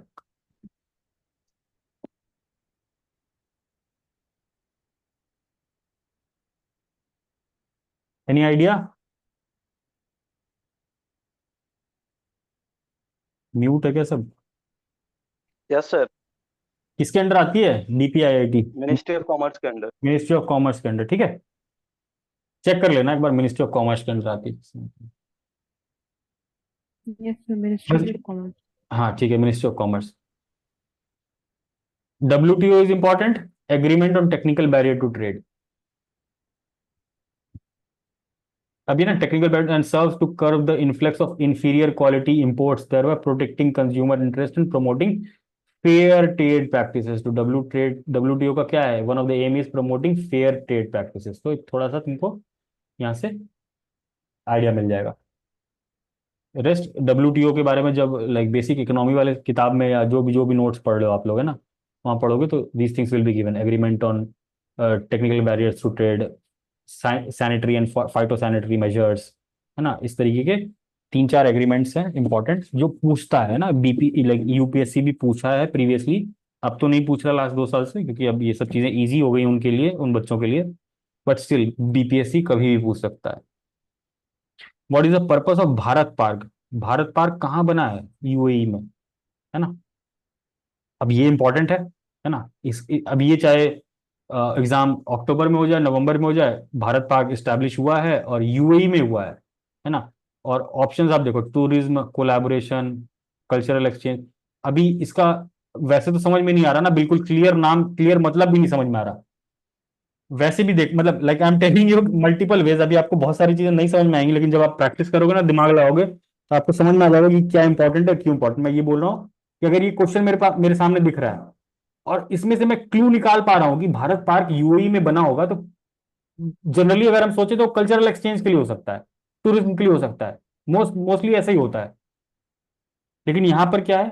Trade on off Indian good, Indian good के ट्रेड को प्रमोट करने के लिए ये भारत पार्क बनाया गया है, इसलिए ये इंपॉर्टेंट है ना। UAE दे देगा ऑप्शन, कतर दे देगा, या यहाँ पर ये जो किस चीज, किस पर्पस के लिए बनाया गया है, ये दे सकता है। तो दिस इज इंपॉर्टेंट ना। भारत पार्क कैसे नोट करेंगे इसको? भारत पार्क UAE, है ना। बेसिकली यहाँ क्या? Trade in goods, Indian goods, बस इतना कीवर्ड खत्म। अब जैसे UAE देखा ना, अगर नहीं पता UAE कहाँ है, तो थोड़ा सा मैप में भी खोल के देख लेंगे। जैसे लास्ट ईयर क्या पूछा था कि which of the following are not the emirates of UAE, है ना, 4 ऑप्शन दिया हुआ था, बहुत सारे नाम दिए हुए थे। तो ऐसे यहाँ पर से जब आप नाम देखते रहोगे ना, थोड़ा सा मैप में देखते रहोगे खोल खोल के, then you will get a fair idea कि कैसे एलिमिनेट करना है। वहां बहुत बहुत लोगों ने उस क्वेश्चन को छोड़ दिया था, और वो इतना सिंपल क्वेश्चन है, इतना सिंपल क्वेश्चन है कि आपको सिर्फ कंट्री के नाम पता होने चाहिए थे मिडिल ईस्ट के, you could have solve that question easy. इसमें एक ऑप्शन था रियाद, है ना, बहुत सारे ऑप्शंस में आप देखोगे रियाद करके ऑप्शन था, मैंने बताया भी है। तो रियाद कहाँ है? सऊदी अरेबिया में है। सऊदी अरेबिया और यूएई दोनों अलग अलग कंट्रीज हैं, तो यूएई का पार्ट हो ही नहीं सकता। इतना सा लॉजिक लगना था उसमें, और इतने मतलब हर ऑप्शन में पांच छह नाम दिए हुए थे, तो आपको लग रहा होगा कि ये यार कितना टफ क्वेश्चन दे दिया, बट एक्चुअल में वो एकदम मतलब 10 सेकंड का क्वेश्चन नहीं था। तो थोड़ा सा नाम और लोकेशन यहां से देखते रहेंगे, नहीं पता है तो देख लेंगे, पता है तो well and good. Which two entities have been selected as recipients of Rashtriya Khel प्रोत्साहन? हर साल दिया जाता है, इनको हटा दो, कोई मतलब का नहीं है। श्री शेंदु मुखोपाध्याय कुवेम्पु राष्ट्रीय पुरस्कार है ना, this is a very important award, तो इसको भी नोट कर लेंगे ना, 1 लाइन बस, नाम, अवार्ड, और नहीं तो ये अवार्ड दिया ही होगा, जो मैगजीन आएगी फाइनली कंपाइलेशन उसमें दिया होगा, but if you want to write कि दिस पर्सन दिस अवार्ड और लैंग्वेज जो भी है बंगाली, बस 3 कीवर्ड आपके नोट्स में, काम खत्म। Professor B R Kamboj Swaminathan award मिला, एम एस स्वामीनाथन के बारे में सबको पता होगा, है ना, तो there is some M S Swaminathan award, किसको मिला है, दिस इज इंपॉर्टेंट, बस नाम और ये याद रखेंगे। Which country recently impose ban on citizens for travelling to Russia और यूक्रेन फॉर एम्प्लॉयमेंट? ठीक है, उस समय जनवरी के आसपास अटैक्स ज्यादा बढ़ गए थे, तो नेपाल ने अपने लोगों को, अपने सिटीजन्स को मना कर दिया था, ट्रैवल बैन लगा दिया था। अब ये उस समय की बात है, इंपॉर्टेंट नहीं है, बस मेरे को कंटेक्स्ट समझ में आ गया कि हाँ रशिया यूक्रेन में चल रहा है भाई, रशिया यूक्रेन का लोकेशन मुझे देखना है, मुझे पता करना है कि डोनेट्स्क कहाँ है, लुहांस कहाँ है ना, लार्जेस्ट कोल प्रोड्यूसिंग रीजन कहाँ है यूक्रेन में, पूछा हुआ है क्वेश्चन। लास्ट ईयर जितने भी एग्जाम्स हुए थे टीसीएस लेवल के या उनमें ये क्वेश्चन पूछा हुआ था कि डॉनबास कहाँ है, इवन इंटरव्यू में पूछा हुआ था 68 के मेंस के, मेरे स्टूडेंट्स जो थे उनके, कि टेल मी वेयर इज, जनवरी फरवरी में इंटरव्यू चल रहा था 68 का, तो उसमें पूछा था, मुझे याद है क्लियरली। तो अगेन ये इंपॉर्टेंट नहीं है ना किसने बैन लगाया क्या लगाया, ये इंपॉर्टेंट नहीं, बहुत रिसेंट में कुछ हो रहा हो ना इस तरीके का, तो दैट विल बी इंपॉर्टेंट। अब ये सब चीजें बहुत पुरानी हो गई ना, तो अभी इसका कोई इंपॉर्टेंस नहीं है।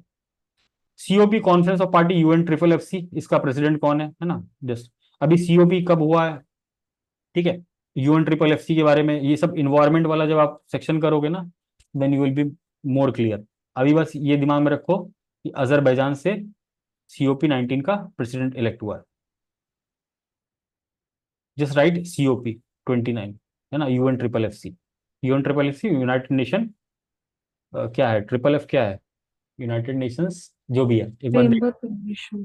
हाँ फ्रेमवर्क करके कुछ है ना, मेरे को याद नहीं आ रहा, ठीक है, वो देख लेंगे जब इन्वायरमेंट वाला सेक्शन करेंगे, तो मुझे ध्यान में रहेगा कि हाँ सीओपी वाला पार्ट इंपॉर्टेंट है, देखें जरा वहां पर क्या एग्रीमेंट्स हुए, क्या क्या डील हुई ना, वो सारी चीजें ना, ये जो मोटी मोटी चीजें मैं ये बता रहा हूँ, जो बड़ी बड़ी चीजें ना, ये मैगजीन्स के लास्ट के कंपाइलेशन जो आएंगी ना उनमें होगा ये, तो इसके लिए ज्यादा परेशान नहीं होना। अभी आपको गूगल करना है, अगर आपने कोई मैगजीन पढ़ा है पहले से, है ना, you can go in that particular month and see कि किस महीने में सीओपी हुआ था, शायद दिसंबर में हुआ था, ऐसा कुछ था। पृथ्वी विज्ञान स्कीम बहुत इंपॉर्टेंट, ठीक है, यूनियन कैबिनेट ने अप्रूव किया है, तो दिस इज वेरी इंपॉर्टेंट, है ना। अब इस पर्टिकुलर स्कीम में मैं बताऊं कि कैसे आपको ट्रिक किया जा सकता है। लास्ट ईयर स्वामित्व स्कीम थी, और एक और स्कीम थी, कौन सी थी स्कीम, इकोनॉमी से रिलेटेड थी, जिसमें 4-5 स्टेटमेंट थे, कौन सी थी? PLI वाला था हाँ क्या? पीएलआई था, ठीक है ना, पीएलआई था। Similarly Prithvi Vigyan scheme is a very comprehensive scheme, है ना, इसमें पांचों जो अपने पांचों क्या कहते हैं वो, ऑल 5 जो क्या, जो ये है, एटमॉस्फियर हो गया, हाइड्रोस्फियर हो गया, क्रायोस्फियर हो गया, है ना, ये जो 5 अपने सिस्टम्स होते हैं अर्थ साइंसेस के, उन सारों के लिए कंप्रिहेंसिव स्कीम बनाई है।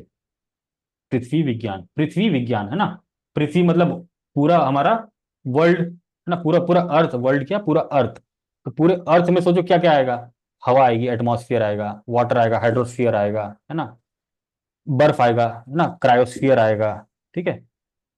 तो जो भी हमारे पास अर्थ से रिलेटेड रिसर्च के लिए स्कीम्स थी, सबको एक में मर्ज कर दिया है इन्होंने, उसके 5 कंपोनेंट ना, पृथ्वी एनकम्पासेस 5 ऑनगोइंग सब स्कीम्स, 5 स्कीम्स अलग अलग चल रही थी पांचों के लिए, लेकिन अब सबको एक साथ एक ही बड़ी स्कीम में इन्होंने डाल दिया। और स्कीम किसकी है, मिनिस्ट्री ऑफ अर्थ साइंसेज। यहाँ पर ट्रिक क्या कर सकता है कि अगर 4-5 स्टेटमेंट दिया और एक में बोल दिया कि Prithvi Vigyan scheme is related to ministry of science and tech. अगर आपको स्कीम नहीं पता है तो जो अगर आपको ये नहीं पता है, मिनिस्ट्री पता नहीं पता है, तो you will make a blunder, और बहुत इजी इजी क्वेश्चन आपके हाथ से निकल जाएगा। जैसे स्वामित्व के केस में था, स्वामित्व वाले केस में सिर्फ किस मिनिस्ट्री के अंडर होना था, ये अगर आपको पता होता तो आप वो एलिमिनेट करके निकाल लेते question.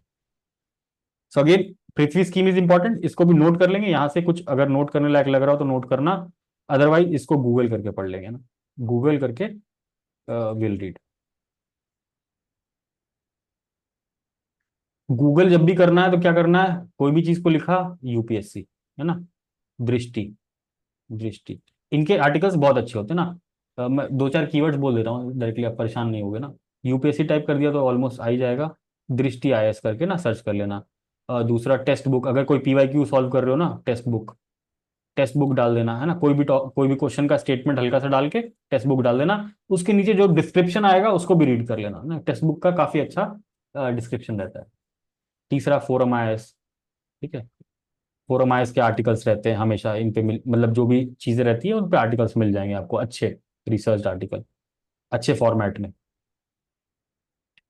Which organisation were involved in development of humanoid robot, last year भी ह्यूमनाइड रोबोट पूछा था ना टेस्ला का, तो एक बार इसको जरा सा देख लेंगे ना, बस इतना इंपॉर्टेंट नहीं है, बस है ना, ह्यूमनाइड इतना सा कीवर्ड लिखा, ह्यूमनॉइड रोबोट अलोहा किसने बनाया है, Google deep mind and Stanford, बस इतना सा लिख के आगे बढ़ जाएंगे। बाकी आपको जो भी यहाँ से रीड करना हो यू कैन रीड, एक बार तो रीड कर ही सकते हो, समझ में आए तो ठीक, ना समझ में आए तो कोई ऐसा खास इंपॉर्टेंट नहीं है इसमें।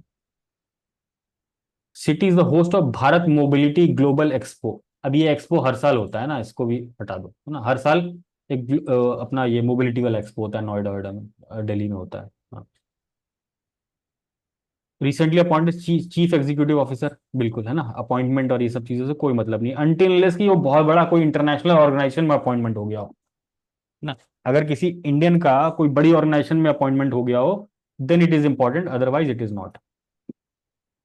In which country Al Udeid Air Base located where United States has recently extended its military presence for another 10 years? अब देखो मैंने जो ऊपर बताया था ना कि यूनाइटेड स्टेट्स का military presence is in every place, है ना, जिनको पता है उनको तो लाइक इट्स वेरी इजी, जिनको नहीं पता है कि यूएस और जो भी बड़े बड़े पावर्स हैं वो अपने मिलिट्री बेसिस ऑपरेट करते हैं इन डिफरेंट ओशंस, है ना, पैसिफिक में कई सारे मिलिट्री बेसिस है, जैसे यूनाइटेड स्टेट्स का कहाँ कहाँ है, फिलीपींस में है, ताइवान में है, ठीक है, और भी जगह वो एक्सपैंड करने की कोशिश कर रहा है। सिमिलरली चाइना का भी है, चाइना भी पहुंच गया है अफ्रीका में ना, जिबूती, सोमालिया, इन सब जगह चाइना के भी एयर बेसिस बन रहे, पाकिस्तान ग्वादर पोर्ट, ठीक है।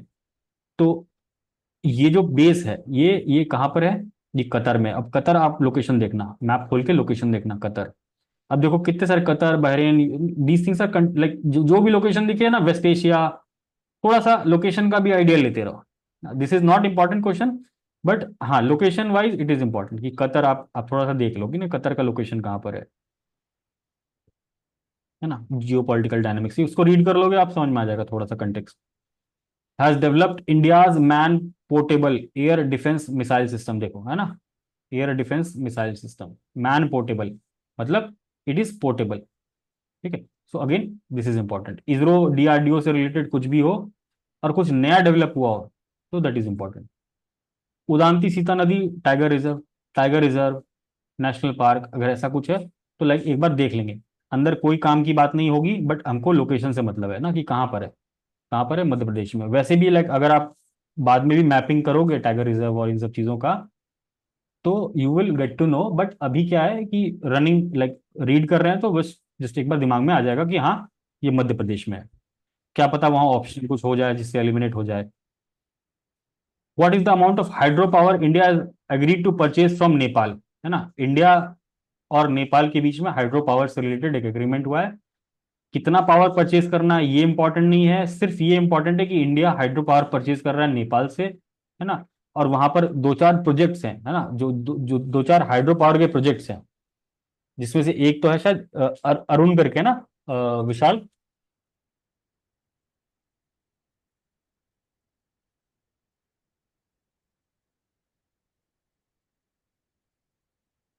विशाल,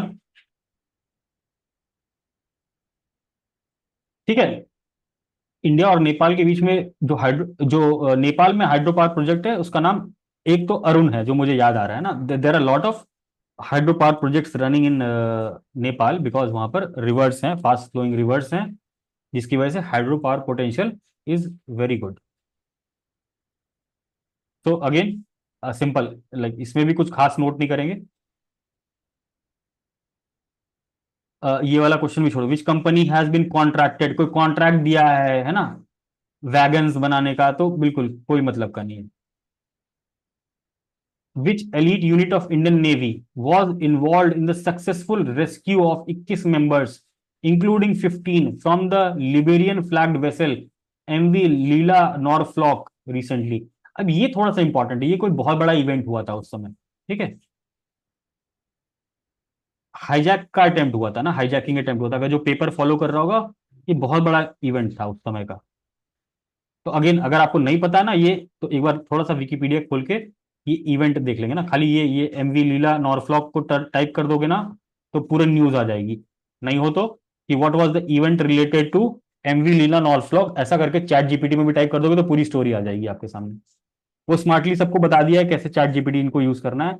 प्रीलिम्स के लिए तो इतना नहीं यूज करना, बट हाँ अगर स्टोरी समझनी है, स्टोरी लाइन समझनी है क्या हुआ था, तो बट जस्ट लिख देंगे ना व्हाट वाज क्या लिखेंगे, what was the hijacking attempt in North Arabian Sea, है ना, एमवी लीला नॉरफ्लॉक, बस इतना टाइप करोगे आपके पास आर्टिकल्स आ जाएंगे।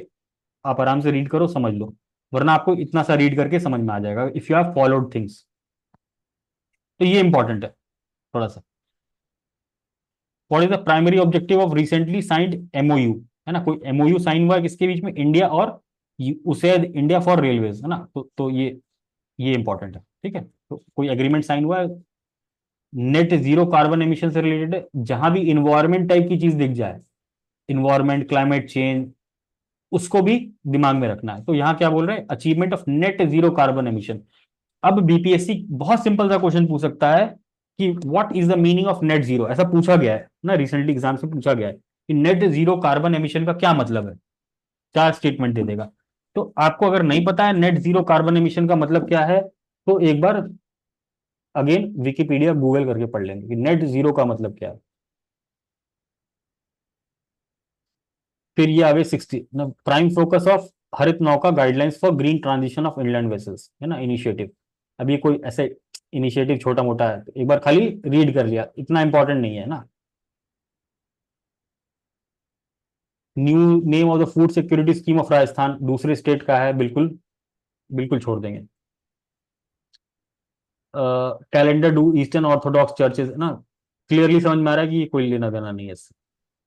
अब यहां देखते हैं, as per United Nations world economic situation and prospect report. अब देखो this report is important. Last year क्या पूछा था कि ग्लोबल जेंडर गैप इंडेक्स कौन रिलीज करता है, सिमिलरली अगर पूछा जाए कि world economic situation and prospects report कौन रिलीज करता है, तो like you will be telling United Nations, ना, स्पेसिफिक यूनाइटेड नेशंस।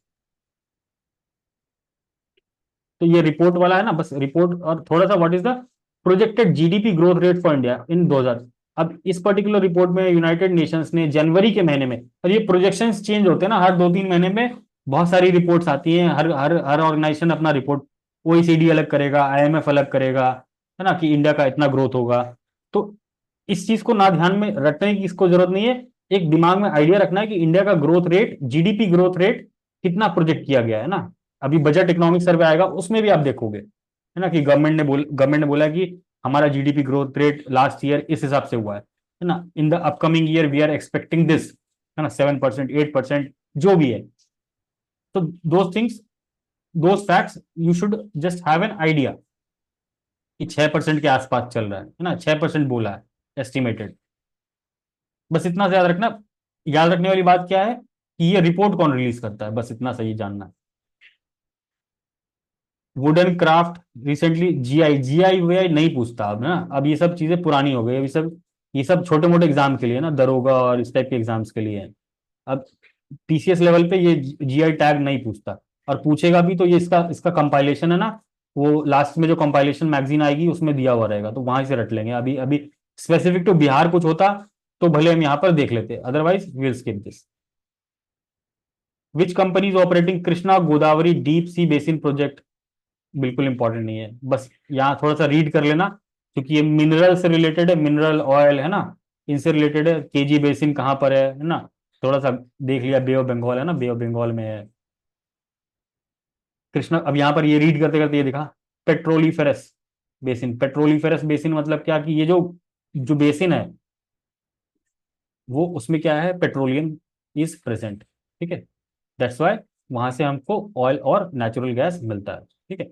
उसका ऑनशोर पार्ट है, उसका ऑफशोर पार्ट है, ठीक है। बेसिकली इतना सा, बाकी और कुछ भी इंपॉर्टेंट नहीं है ये। हाँ, अब यहाँ, अब जैसे ना, विच of the following describes 30D डोराबस, है ना, that was in news, that was in news recently, ठीक है। अगर कुछ इसमें बहुत ही रिमार्केबल चीज होती, बहुत ही कुछ नई बात हो जाती, कि कुछ डिस्कवरी हो गया है ना, then it would have been very important. अभी इतना इंपॉर्टेंट नहीं है, लेकिन आपको इतना पता होना चाहिए ब्लैक होल क्या होता है, एक्सो प्लैनेट किसको कहते हैं, ठीक है।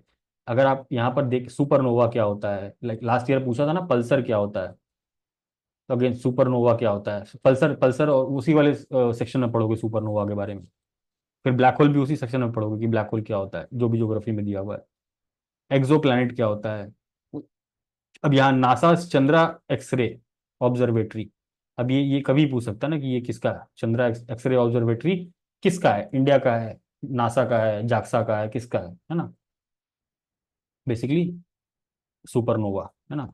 Recently captured captivating image, image capture किया, तो ऐसे इमेज इमेज कैप्चर तो रोज चलते रहते हैं, बट मेरे लिए जानने का बस ये था कि नासा का चंद्रा रे एक्सरे ऑब्जर्वेटरी है। बाकी कुछ कुछ रेमनेंट है ना, रेमनेंट सिचुएटेड इन, अभी इतना कॉम्प्लिकेटेड चीज कभी भी नहीं पूछा जाएगा। Name of the first US spacecraft to land on moon surface since Apollo 17 in 1972। अभी कोई हिस्ट्री की बात कर रहा है ना यहाँ पर, कुछ कुछ लाइक कुछ कोई मिशन था, वो एंड हुआ है पुराना, तो इसलिए वो लाइक, बाकी कोई रिलेवेंट नहीं है। पढ़ते समय लगेगा कि हाँ ये भी है, ये भी इंपॉर्टेंट है, लेकिन एक राउंड तो चलो, अगर अभी तो मैं छांट के बता दे रहा हूँ आप लोग को, बाकी धीरे धीरे ना you will get a flavour की कैसे एलिमिनेट करना है। जैसे नेक्स्ट मंथ का if you will do on your own, या अभी वापस से आप इस पीडीएफ को पढ़ोगे ना जब खुद से, then you will get to know. और हमेशा पीवाईक्यू को दिमाग में रखना है ना। Which country has recently green fuel alliance, दिख रहा है अभी स्क्रीन? Yes, sir. ठीक है, green green fuel, green fuel, green fuel देखो यहाँ पर है ना, जैसे दिखा कुछ ग्रीन ग्रीन टाइप का, ग्रीन फ्यूल अलायंस इनिशिएटिव, ठीक है। अब ये इंपॉर्टेंट है, India pushes towards carbon neutrality bye 2070। India का कब टारगेट है, 2070 तक कार्बन न्यूट्रल बन जाना। डेनमार्क का कब तक है, 2050 तक हो जाना। यूरोपियन यूनियन का कब तक है वो भी देखोगे, अभी अभी अब कहीं ना कहीं वो मिल जाएगा, ईयू वाला, ठीक है। तो सब सब कंट्रीज क्या पुश कर रही है, कार्बन न्यूट्रल बनने की। तो इंडिया कब तक के लिए पुश कर रहा है, इसी को, इसको किस नाम से कहा गया था लास्ट ईयर, मोदी जी ने कहा था पंचामित्र टारगेट, पंचामित्र टारगेट लास्ट ईयर का न्यूज है। He gave this particular term, जो भी सीओपी में शायद दिया था, सीओपी 28 में।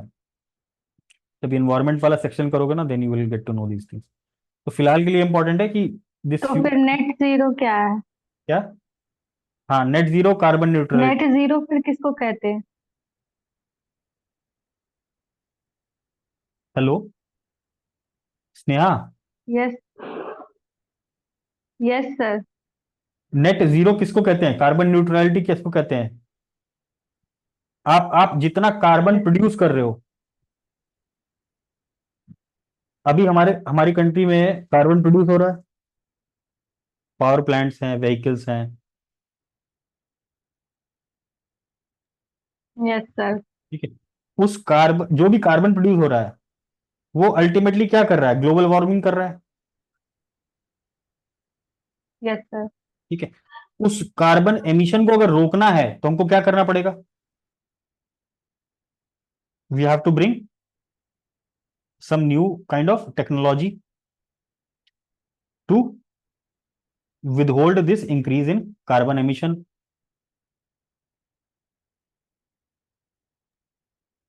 समझ में आ रही है बात? रिन्यूएबल एनर्जी रिसोर्स, यस बिल्कुल, सर। तो बिल्कुल जो जो तो वही न्यूट्रलिटी का, कार्बन न्यूट्रलिटी का मतलब क्या है कि we will become carbon neutral, जितना प्रोड्यूस करेंगे उससे ज्यादा विल ट्राई टू, क्या कहते हैं उसको, there are lot of technology, अभी तुमको मैं एग्जैक्टली कैसे बताऊं, मुझे भी याद नहीं आ रहा इस समय।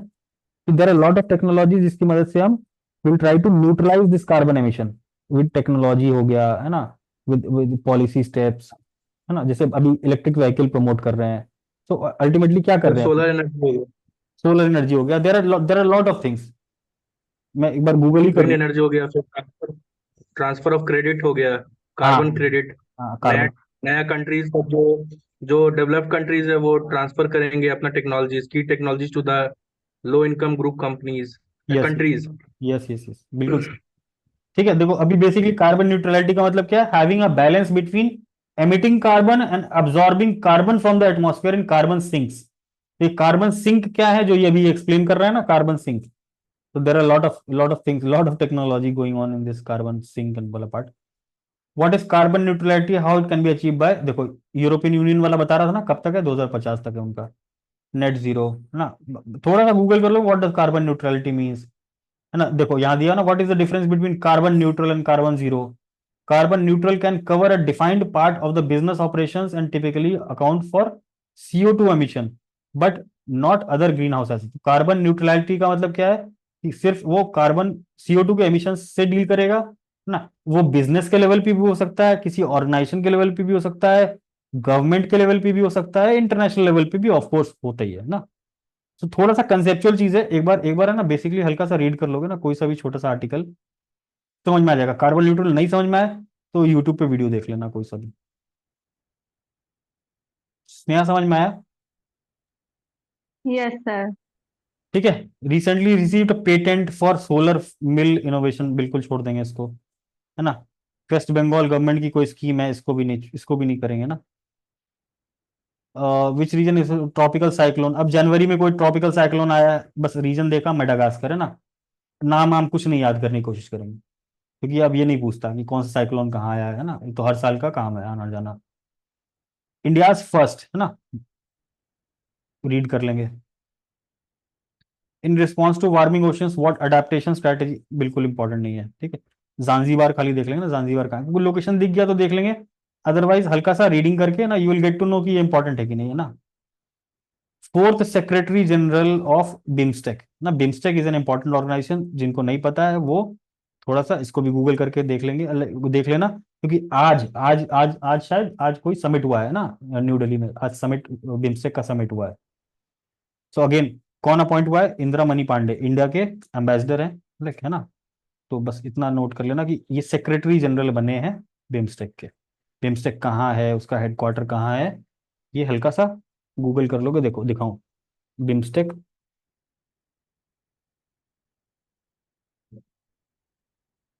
बिम्स्टेक UPSC, है ना, कोई सा भी देख लेना, कोई सा भी, है ना, कोई सा भी वाजीराम का खोल के देख लो,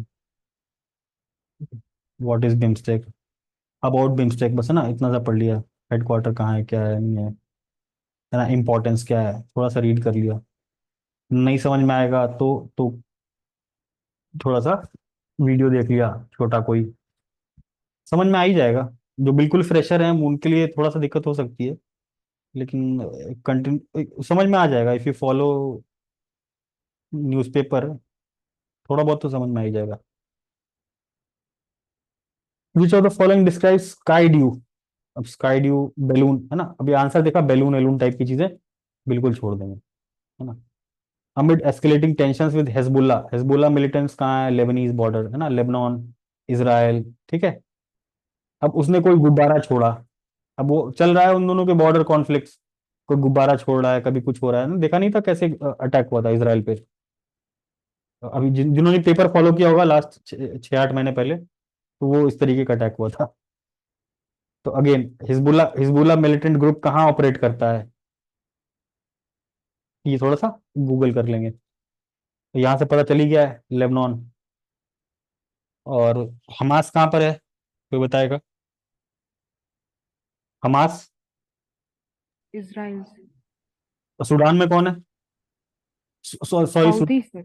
हाँ, हाउथी, Houthi rebels. हाउथी तो यमन में है ना। Sudan.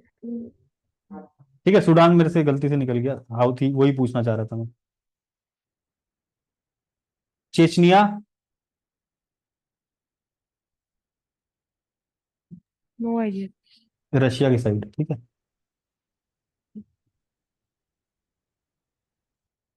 तो बस यहाँ पर हल्का सा रीड कर लिया, आगे बढ़े। Which Indian institute collaborated on metabolic engineering. अब जैसे इतना बड़ा बड़ा चीज देखो ना, हटा दो इसको। What was the global surface air temperature. अब ये थोड़ा सा इन जनरल भी इंपॉर्टेंट है ना, कहीं एसए में भी डाटा पुट कर सकते हो, कहीं फैक्ट मेंशन करना हुआ। Global surface air temperature increase related to 1850 1900 average. तो अगेन ग्लोबल वार्मिंग की बात कर रहे हैं, तो कितना डिग्री इंक्रीज कर चुका है? 1.5 डिग्री, जो हमारा पेरिस एग्रीमेंट है ना, पेरिस एग्रीमेंट में टारगेट था कि इससे ज्यादा बढ़ने नहीं देना है। बट अभी अभी अभी जून के महीने में वो ब्रीच हो चुका है ना, पहले भी ब्रीच हो चुका है, अभी फिर से न्यूज में था। तो अगेन यूरोप का Copernicus climate change services, like इनका कोई अपना सर्विस है, जैसे इंडिया का आईएमडी है, मेट्रोलॉजिकल डिपार्टमेंट जो इंडिया का है, वैसे इनका कोपरनिकस करके कुछ है। बस इतना सा नोट करना है ना, बाकी स्टोरी पढ़ के समझ गए। और एक लाइन अगर नोट करना हो कि हाँ मैं मेंस में यूज कर सकता हूँ, एसए में यूज कर सकता हूँ, कहीं भी, तो जस्ट दिमाग में रख लेना कि ये फैक्ट इंपॉर्टेंट है। Primary versus ICD 11 TM module 2, again classifying modern medicine, modern biomedicine, है ना, लॉन्च्ड बाय डब्ल्यूएचओ। डब्ल्यूएचओ नाम देखा तो इंपॉर्टेंट है, ठीक है, in collaboration with India's ministry of Ayush. Read कर लेंगे, ऐसा इसमें कुछ भी इंपॉर्टेंट नहीं। Again siamang siamang gibbons. Gibbons क्या है? Like kind of old old world monkey है ना, old world new world monkey दो तरीके के होते हैं।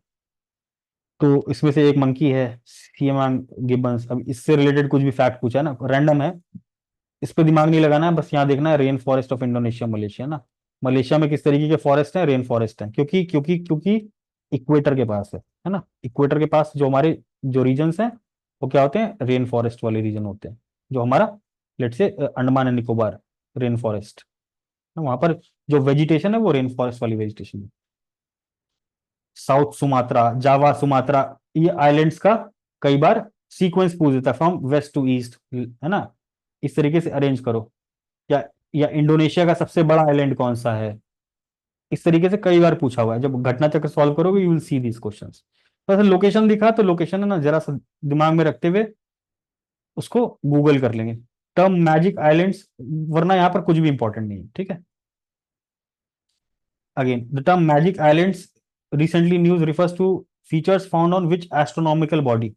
अगेन ये है क्या? टाइटन। टाइटन, टाइटन पे क्या है? टाइटन क्या है? सैटर्न का largest moon, this is important. Titan क्या है? सैटर्न का मून है, ठीक है। किससे पता चला ये? कासिनी ह्यूजेंस, है ना। देखो लास्ट ईयर वाला स्पेस मिशन में आप देखो, मैच द फॉलोइंग था एक, कासिनी ह्यूजेंस शायद उसमें था, है ना। बस इतना ध्यान में रखना है कि कासिनी ह्यूजेंस जो स्पेस क्राफ्ट है वो कहाँ है, like it is in search of what ना, सैटर्न, सैटर्न के around it is trying to explore things. तो हल्का सा यहाँ से रीड कर लेंगे। Primary source of new jet fuel, new jet fuel है, नया कोई जेट फ्यूल, ये पूछा नहीं जाएगा, just for the sake of like कि यू मस्ट बी नोइंग कि जो क्लाइमेट चेंज और ये सब चीजें हो रहा है उसके उसके लिए ना ग्रीन फ्यूल्स की तरफ भी बढ़ रहे हैं, ठीक है। तो ग्रीन फ्यूल्स की तरफ बढ़ रहे हैं तो देर आर मल्टीपल थिंग्स, है ना, मल्टीपल टेक्नोलॉजीज गोइंग ऑन, जिससे हम जो रिन्यूएबल सोर्सेज हैं उनसे हम एनर्जी प्रोड्यूस करने के लिए ट्राई कर रहे हैं, जैसे इथेनॉल, ठीक है। अब यहाँ पर देखोगे सर ना। दिस बोलो। सर दिस ये वाला जो क्वेश्चन था, हम्म, सर ये इस बार यूपीएससी में इन्होंने पूछा था।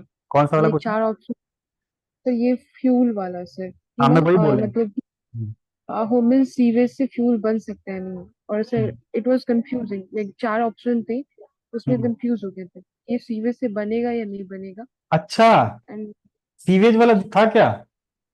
यस। ओके, तभी देखो यहाँ न्यू जेट फ्यूल बोल रहा है ना, इस वजह से ये चीज वहां पर एक ऑप्शन डाली। अब तुम देखो लिंकेज कि यूपीएससी भी कैसी चीजें उठा रहा है, लाइक अगर रिसेंटली कुछ होता है तो बस उसको पुरानी चीजों में ऐड कर दिया एक ऑप्शन बना के ना। इनोवेटिव, देखो इनोवेटिव, समथिंग इनोवेटिव हुआ है यहाँ पर, है ना, न्यू इनोवेटिव ऐसा कुछ है ना। अब देखो is derive from primarily from, is derive primarily from human sewage. Sewage जो आप ये जो अब अपना जो नाला वाला देखते हो ना जिसमें गंदगी बहती रहती है, उससे कुछ फ्यूल बना दिया है।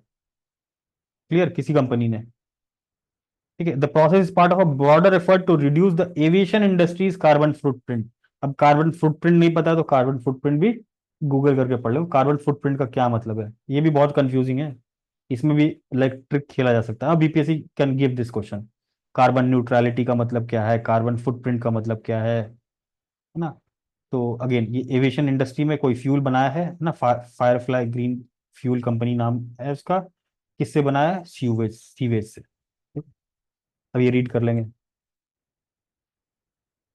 What is the name of the assault rifle launched by DRDO, DRDO ISRO है ना, कुछ बनाया है तो एक बार नाम देख लेंगे बस, नाम, बाकी अंदर डिटेल क्या है उससे कोई लेना देना नहीं, कुछ भी मतलब नहीं है ना, बस ऐसे क्वेश्चंस में को नाम पता होना चाहिए और हाँ कौन सा ऑर्गेनाइजेशन है। Recent investment decision has LIC India, ठीक है, अगेन ये भी बिल्कुल कोई मतलब का नहीं है। Name of the indigenously manufactured UAV recently flagged of by chief of naval सब, इंडिजीनियस है ना, इंडिजीनियसली मैन्युफैक्चर्ड यूएवी, यूएवी सोचो ड्रोन, ड्रोन टेक्नोलॉजी और ये सब चीजों पे हम क्या कर रहे हैं, डिफेंस इंडिजनाइजेशन। देखो मेंस में भी क्वेश्चन पूछा हुआ है ना कई बार, डिफेंस इंडिजनाइजेशन से रिलेटेड देखना, अगर मेंस का साइंस एंड टेक का क्वेश्चन देखोगे तो defence indigenisation is very important thing है ना। हम आत्मनिर्भर भारत की बात कर रहे हैं ना, मेक इन इंडिया की बात करते हैं, तो जो इंडिजिनियस टाइप की ऐसे कुछ इंपॉर्टेंट हो तो उसको भी note, like that is also important. तो अगेन क्या है, यूएवी है, दृष्टि 10, सॉरी स्टारलाइनर ना ये। अब देखो ऑप्शंस कैसे क्लोज दे सकता है, बस इतना याद रखना है, पहला फर्स्ट, फर्स्ट इंडिजीनियस है ना, फर्स्ट इंडिजीनियस, फर्स्ट टाइप का। देखिए पेलोड कैपेसिटी कितनी है, अब ये अपने हिसाब से समझना है कि 36 आर का इंड्योरेंस है। इंड्योरेंस मतलब क्या है कि एक बार हवा में है तो वो कितनी देर तक हवा में रह सकता है बिना फ्यूलिंग किए हुए, ये हुआ इंड्योरेंस का मतलब। तो 36 घंटे वो रिकॉग्नाइज सर्वेलेंस कर सकता है, आईएसआर प्लेटफॉर्म है ना, इंटेलिजेंस गैदरिंग प्लेटफॉर्म है। तो 36 घंटे वो हवा में रह सकता है, इंटेलिजेंस गैदर कर सकता है, वहाँ इंडिया पाकिस्तान बॉर्डर पे लगा दिया उसको है ना, तो वो इंटेलिजेंस गैदर कर रहा है हवा में उड़ते हुए। देखते नहीं हो न्यूज़पेपर में, सुनते हो कि ड्रोन से अटैक हुआ है इधर से, लाइक अभी तो कंटिन्यूसली ड्रोन पे ड्रोन ही टेक्नोलॉजी चल रही है मेजरली वॉरफेयर की, तो that is important. INS Kabra is a type of what naval vessel ना, किस तरीके का वेसल है, जो मैं ऊपर बता रहा था कि एयरक्राफ्ट कैरियर है, सबमरीन है, ऑफशोर, इस तरीके से ऊपर जो क्वेश्चन देखा था हमने वो भी पूछ सकता है कि क्या क्या था वो। Offshore patrol vessel, offshore patrol vessel मतलब क्या, कि निगरानी कर रहे हैं, बॉर्डर्स की निगरानी कर रहे हैं, ओशन की निगरानी कर रहे हैं, ऐसे छोटे मोटे वेसल्स चलते रहते हैं, तो ये इंपॉर्टेंट नहीं है हमारे लिए इतना ना।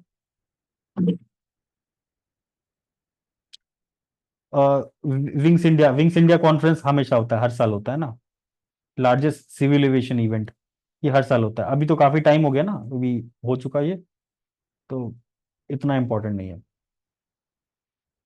बस इतना याद रखना हो तो खाली याद रख लेना हैदराबाद में हुआ था, बाकी कुछ भी डिटेल इंपॉर्टेंट नहीं।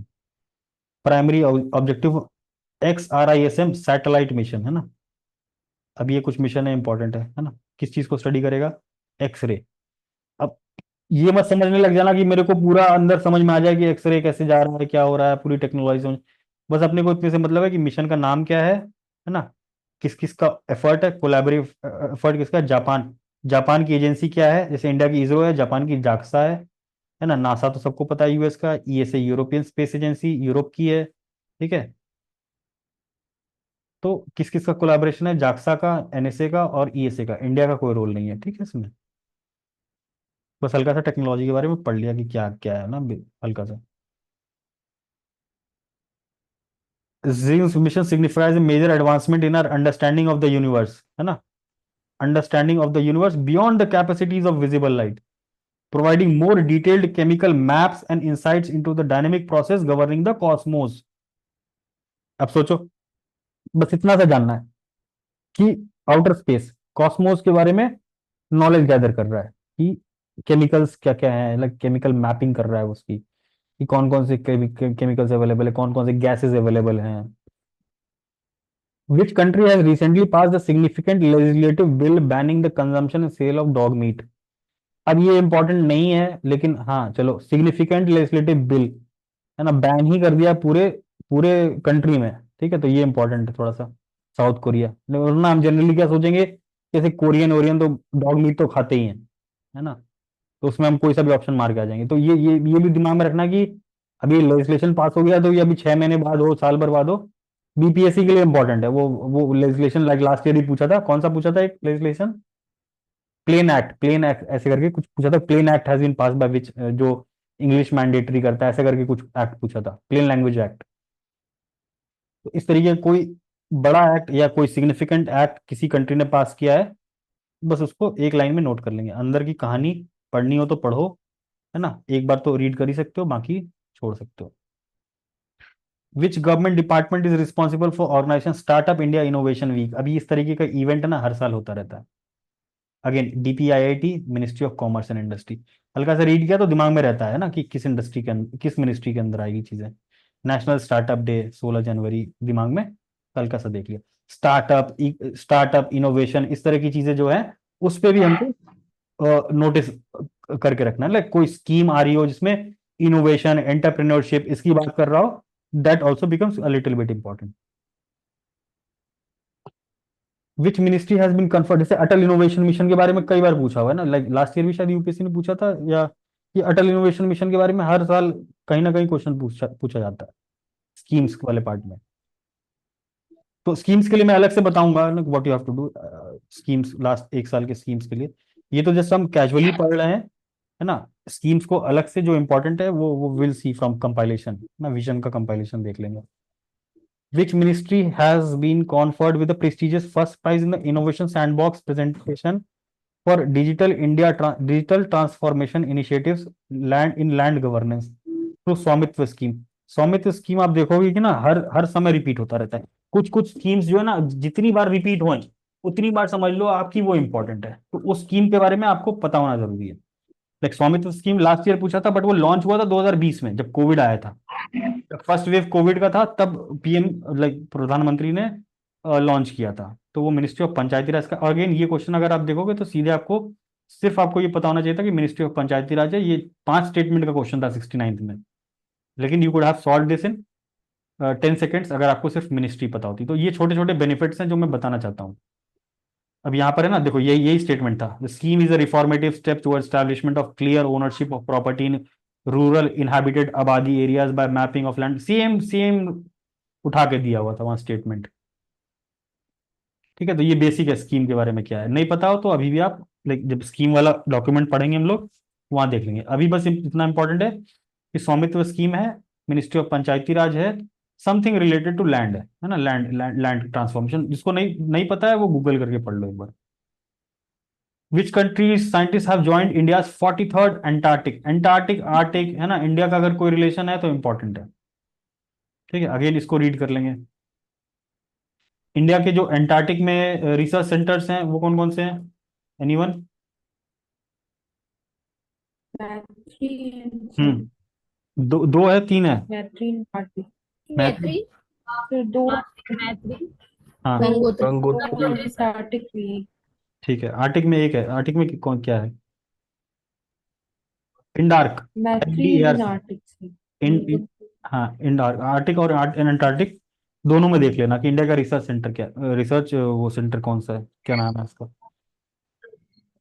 हेनली पासपोर्ट इंडेक्स है ना, पूछता है। ठीक है, ऐसे इंडेक्स जो इंपॉर्टेंट टाइप के हैं उनको देख लेंगे। इंडिया की रैंक क्या थी, अब वैसे भी ये कंपाइलेशन में होगा, लिखना हो तो बस यहाँ रैंक लिख लो ताकि याद रह जाए एग्जाम तक, वरना लास्ट में अगर करने बैठे तो इतना सारा इंडेक्स हो जाएगा कि उसी में कंफ्यूज होगी कि 84 था कि 83 था कि क्या था, है ना। अभी बिल्कुल फोकस के साथ ऐसे जो इंपॉर्टेंट चीजें हैं उनको नोट डाउन कर लेंगे। Name of the fuel develop by clean core thorium energy company है ना। अभी ये सब इंपॉर्टेंट नहीं है, बस यहाँ पर क्या इंपॉर्टेंट है कि कोई फ्यूल बना है ना, न्यूक्लियर एनर्जी से रिलेटेड है ना, और इसका नाम क्या है, अनिल है। बाकी ये इंपॉर्टेंट नहीं है ना। इंडिया में क्या है, वर्ल्ड्स लार्जेस्ट थोरियम रिजर्व्स है, कहाँ पर पाए जाते हैं, एनीवन? केरला, दोनों राइट साइड। ठीक है, सैंड्स ऑफ केरला। ठीक है ठीक है ठीक है, सबको पता है। ठीक है, what is the name of recently discovered species of dinosaurs, है ना। अभी dinosaurs dinosaurs these are not important, है ना। अभी कहाँ कहाँ मिला है, these things are not important.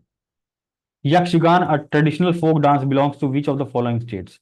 अब ये यक्षगान है ना बहुत इंपॉर्टेंट, लाइक जो हमारा क्लासिकल डांस है ना, उससे इसका रिलेशन है यक्षगान का। और यक्षगान से रिलेटेड क्वेश्चन यूपीएससी में शायद लास्ट ईयर भी पूछा था, लास्ट ईयर 2021 या 22 में पूछा, 22 या 23 में पूछा था प्रीलिम्स में यक्षगान के बारे में। तो अगेन ये पीवाईक्यू जब सॉल्व करोगे ना, then you will get to know कि यक्षगान क्या होता है। तो बस इतना याद रख लो कि किस स्टेट से रिलेटेड है ना, कर्नाटक से रिलेटेड है, कोस्टल कर्नाटक, दक्षिण Kannada.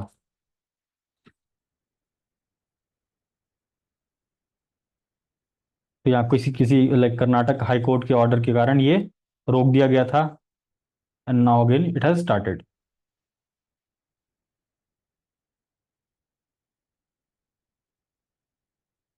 Name of the mobile app, app type की चीजें बिल्कुल छोड़ देंगे ना, कोई मतलब का नहीं है।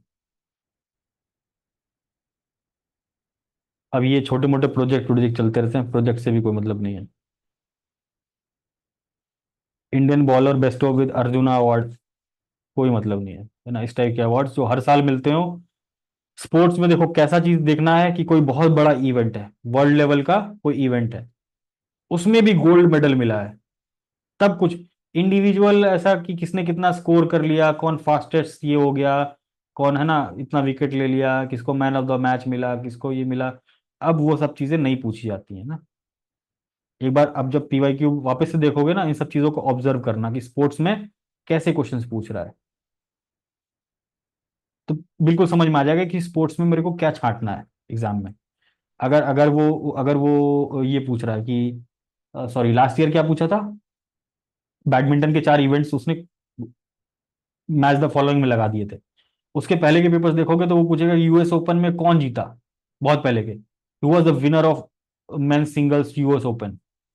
अगर आप 66 67 के आसपास के पेपर देखोगे तो उसमें देखोगे कि इसने जीता लेकिन किसके खिलाफ जीता, है ना, ऐसे क्वेश्चन पूछा है। तो जो यूएस ओपन, फ्रेंच ओपन, वेम्बल्डन, है ना, ये जो इवेंट्स है ये इंपॉर्टेंट अभी भी हैं, लेकिन क्वेश्चन का नेचर आप देख रहे हो। आप वापस से पीवाईक्यू देखना ना, लास्ट के 4-5 साल का, उसमें आप देखोगे कि ना कम से कम 3 बार रिपीट हुआ है कि विंबलडन, ऑस्ट्रेलियन ओपन, ये जो भी है, जो भी मोस्ट रिसेंट होता है उसी से क्वेश्चन पूछता है, हम ना 1 साल पहले का इवेंट नहीं पूछेगा। तो ये तो साल भर में रोटेटिंग इवेंट्स होते हैं, तो जो भी रिसेंट होगा, जैसे ऑस्ट्रेलियन ओपन देखोगे अभी रिसेंटली हुआ था, इसी मैगजीन में होगा शायद, तो उन चीजों को नोट करना है ना, किसके खिलाफ हुआ था, कौन जीता, इंडिया से कोई जीता है, दैट इज इंपॉर्टेंट। अदरवाइज ये सब अर्जुना अवार्ड इस टाइप की चीजें नहीं इंपॉर्टेंट।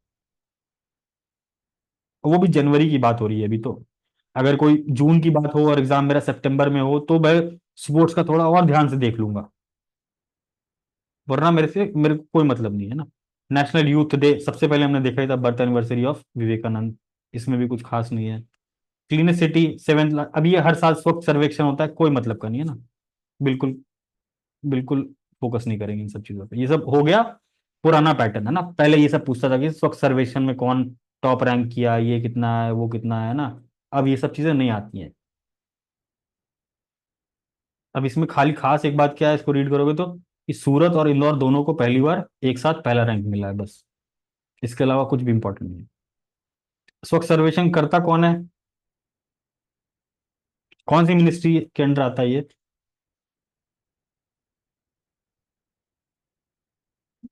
एनीवन, कोई बताएगा? स्वच्छ सर्वेक्षण कौन सी मिनिस्ट्री के अंदर आता है, याद है किसी को? मिनिस्ट्री ऑफ हाउसिंग क्या? ठीक है, ठीक है, महुआ है ना, um, ministry of housing and urban affairs. Which state has launch Lakhpati Baideo, है ना, ये अगेन कोई और स्टेट कोई भी स्कीम लॉन्च कर रहा है, एसएचजी से रिलेटेड है, रीड कर लेंगे ना। अब जैसे ऊपर माइक्रो वो वाला पढ़ा था ना, माइक्रो क्या था वो, बट सर 68 में इन्होंने पूछा था वो डल, वो फ्लोटिंग वाला वो, कि डल लेक में कोई बैंक कुछ ऐसा लखपति दीदी कुछ योजना पूछा था उन्होंने, नहीं 68 नहीं, वाली बीपीएस। हाँ हाँ, 68, मुझे याद है लास्ट ईयर भी एक क्वेश्चन पूछा हुआ है, लेकिन तो सर जेएन के से था, फिर भी सर उन्होंने क्वेश्चन तो पूछा था। ठीक है, चलो चलो ठीक है, पढ़ लो, मतलब पढ़ लेना अब अपने हिसाब से ना, ठीक है, मतलब इतना इंपॉर्टेंट नहीं है। लखपति दीदी स्कीम अभी पढ़ोगी ना, लखपति दीदी स्कीम जो लॉन्च की थी गवर्नमेंट ने, वो पढ़ोगी तुम अभी स्कीम वाले कंपाइलेशन में, या वो कहीं ना कहीं मिल जाएगा। वो इंपॉर्टेंट है, उसी का कॉपी कैट इन्होंने कर दिया लखपति बेदोस। इलेक्शन का माहौल है, मतलब मैं उस हिसाब से समझाना चाह रहा हूँ। असम में क्या गवर्नमेंट है, बीजेपी की, है ना, सेंट्रल गवर्नमेंट भी बीजेपी की है, तो ये लोग कॉपी पेस्ट करते रहते हैं। लखपति बेदोस है ना, अभी ये थोड़ा सा वैसे नॉर्थ ईस्ट टाइप का नाम भी लग रहा है, तो ऑप्शंस भी देखो कितने स्मार्टली बनाए हैं इन्होंने। ठीक है, ये याद रह जाएगा ना, मतलब ऐसा कुछ इंपॉर्टेंट है नहीं वैसे मेरे हिसाब से। तो मुझे एग्जैक्टली क्वेश्चन बताओगे कि कौन सा पूछा था स्टेट स्पेसिफिक, मुझे याद नहीं आ रहा, मैं उसका इंपॉर्टेंस बता दूंगा। क्यों? उन्होंने JNK से पूछा है, मतलब वही मुझे समझ में आया कि JNK की चीजें इंपॉर्टेंट होती है, क्योंकि हाँ शायद एग्जैक्ट, हाँ अभी वहाँ हाँ पे हाँ हाँ हाँ हाँ, ठीक है। जम्मू एंड कश्मीर की चीजें इंपॉर्टेंट होती है, अभी देखेंगे कि वहां पर आर्मी ने और एक। ऐसे ही नॉर्थ ईस्ट की भी चीजें मैं से वैसे ही लेती हूँ कि JNK ट्रबल मतलब पूरा कन्फ्लिक्टेड है। नॉर्थ ईस्ट भी हमारा लाइक वैसा ही थोड़ा सा ठीक अलग है, सा ही है। इसीलिए फ्री मूवमेंट इसलिए रजीम बोला मैंने, इंपॉर्टेंट है, इसीलिए फ्री मूवमेंट रजीम इंपॉर्टेंट। अब इस टाइप की स्कीम्स है ना, स्कीम्स का समझो कि स्कीम का नेचर भी समझना पड़ेगा कि नहीं, स्कीम डिफेंस से रिलेटेड कोई स्कीम है या कोई मेजर एंटी पॉवर्टी स्कीम है, ठीक है, तो उस चीज को, वरना यहाँ पर लिख लो ना क्या है, लखपति बेदोस है ना, वेस्ट बंगाल आसाम, आगे बढ़ गए, अंदर की चीज कुछ भी नोट नहीं करनी है। which of two entities has collaborated to streamline SHG, again not important। हुआ सिक्योर द गोल्ड, गोल्ड वोल्ड देखो जहां है ना, जगरेब ओपन सिंगल्स है ना, ये पूरे टूर्नामेंट की बात कर रहा है, सिंगल्स में गोल्ड मिला है, तो अगेन अमन सहरावत, अगेन अमन सहरावत अगर देख भी रहे हो तो उसको याद रखना ना कि यहाँ पर अभी तो इतना ये लाइक 6 महीने पुराना न्यूज है, अभी इतना इंपॉर्टेंट नहीं है, लेकिन बस हाँ नोट कर लिया कि जगरेब ओपन गोल्ड, अमन सहरावत, अमन सहरावत किस चीज से रिलेटेड है, अब देखो कौन सा स्पोर्ट्स से रिलेटेड है, रेसलिंग। क्लियर, थोड़ा सा ये भी याद रखना है कि हाँ किस स्पोर्ट्स से रिलेटेड है, जो भी जिसको भी गोल्ड वोल्ड मिल रहा है, या अभी जैसे ऑल पेरिस ओलंपिक स्टार्ट होने वाला है, ठीक है, तो पेरिस ओलंपिक्स में भी जो कौन कौन से पार्टिसिपेंट्स है, कौन सा स्पोर्ट्स है, थोड़ा सा ना अपना अलग क्यूरियोसिटी रखना कि कौन सा किस स्पोर्टिंग इवेंट से रिलेटेड है, बस 4 वर्ड यहाँ से नोट करने हैं, क्योंकि गोल्ड था। सेमीकंडक्टर, सेमीकंडक्टर से रिलेटेड अभी आएगा है ना, अभी अगले के अगले महीने मार्च या अप्रैल में आएगा, काफी 3-4 प्लांट्स की घोषणा की थी सरकार ने कि 3-4 प्लांट्स बनाएंगे हम, वो कवर होगा, तो अभी तो बस इतना देख लेना कि हाँ सिमटेक करके कंपनी है, बस like they are going to start a semiconductor manufacturing plant in Gujarat. तो अगेन ये वाला बड़ा इशू हुआ था अभी ना, गुजरात और महाराष्ट्र में बहुत बड़ा इशू चल रहा था कि जो भी प्रोजेक्ट्स महाराष्ट्र को आने थे, वो सारे प्रोजेक्ट्स गुजरात चले गए, जो बड़े बड़े प्रोजेक्ट्स थे, तो अगेन ये भी न्यूज़पेपर में कवर्ड था बहुत एक्सटेंसिवली। देखो है ना, पेरिस ओलंपिक्स शुरू होने वाला है, अभी तो ये पुरानी बात कर रहा है, तो अगेन यहाँ छोड़ देंगे, बस यहाँ पता है ना कि पेरिस ओलंपिक्स होने वाला है, दिमाग में रहेगा, अभी यहाँ पर ये सब चीजें छोड़ देंगे, इसका कोई मतलब नहीं है, इसका भी कोई मतलब नहीं है। Projected global unemployment, unemployment, poverty, इस तरह के से रिलेटेड जो भी फैक्ट्स हैं एक बार दिमाग में रखना है कि ग्लोबल लेवल पे अनएम्प्लॉयमेंट रेट क्या चल रहा है ना, अराउंड 5%। अनएम्प्लॉयमेंट रेट का डेफिनेशन नहीं पता है तो एक बार गूगल करके देखेंगे अनएम्प्लॉयमेंट रेट का क्या मतलब है, ठीक है। इंटरनेशनल लेबर ऑर्गेनाइजेशन रिपोर्ट कौन सी, world economic and social outlook, बस इतना सा हल्का सा रीड कर लिए, थोड़ा बहुत समझ में आ जाएगा। वर्किंग पॉवर्टी की बात करें ना, वर्किंग पॉवर्टी नहीं समझ में आ रहा कि वर्किंग पॉवर्टी क्या है, तो वर्किंग पॉवर्टी गूगल कर लेंगे, वर्किंग पॉवर्टी का क्या मतलब है दिखाऊं, वर्किंग पॉवर्टी।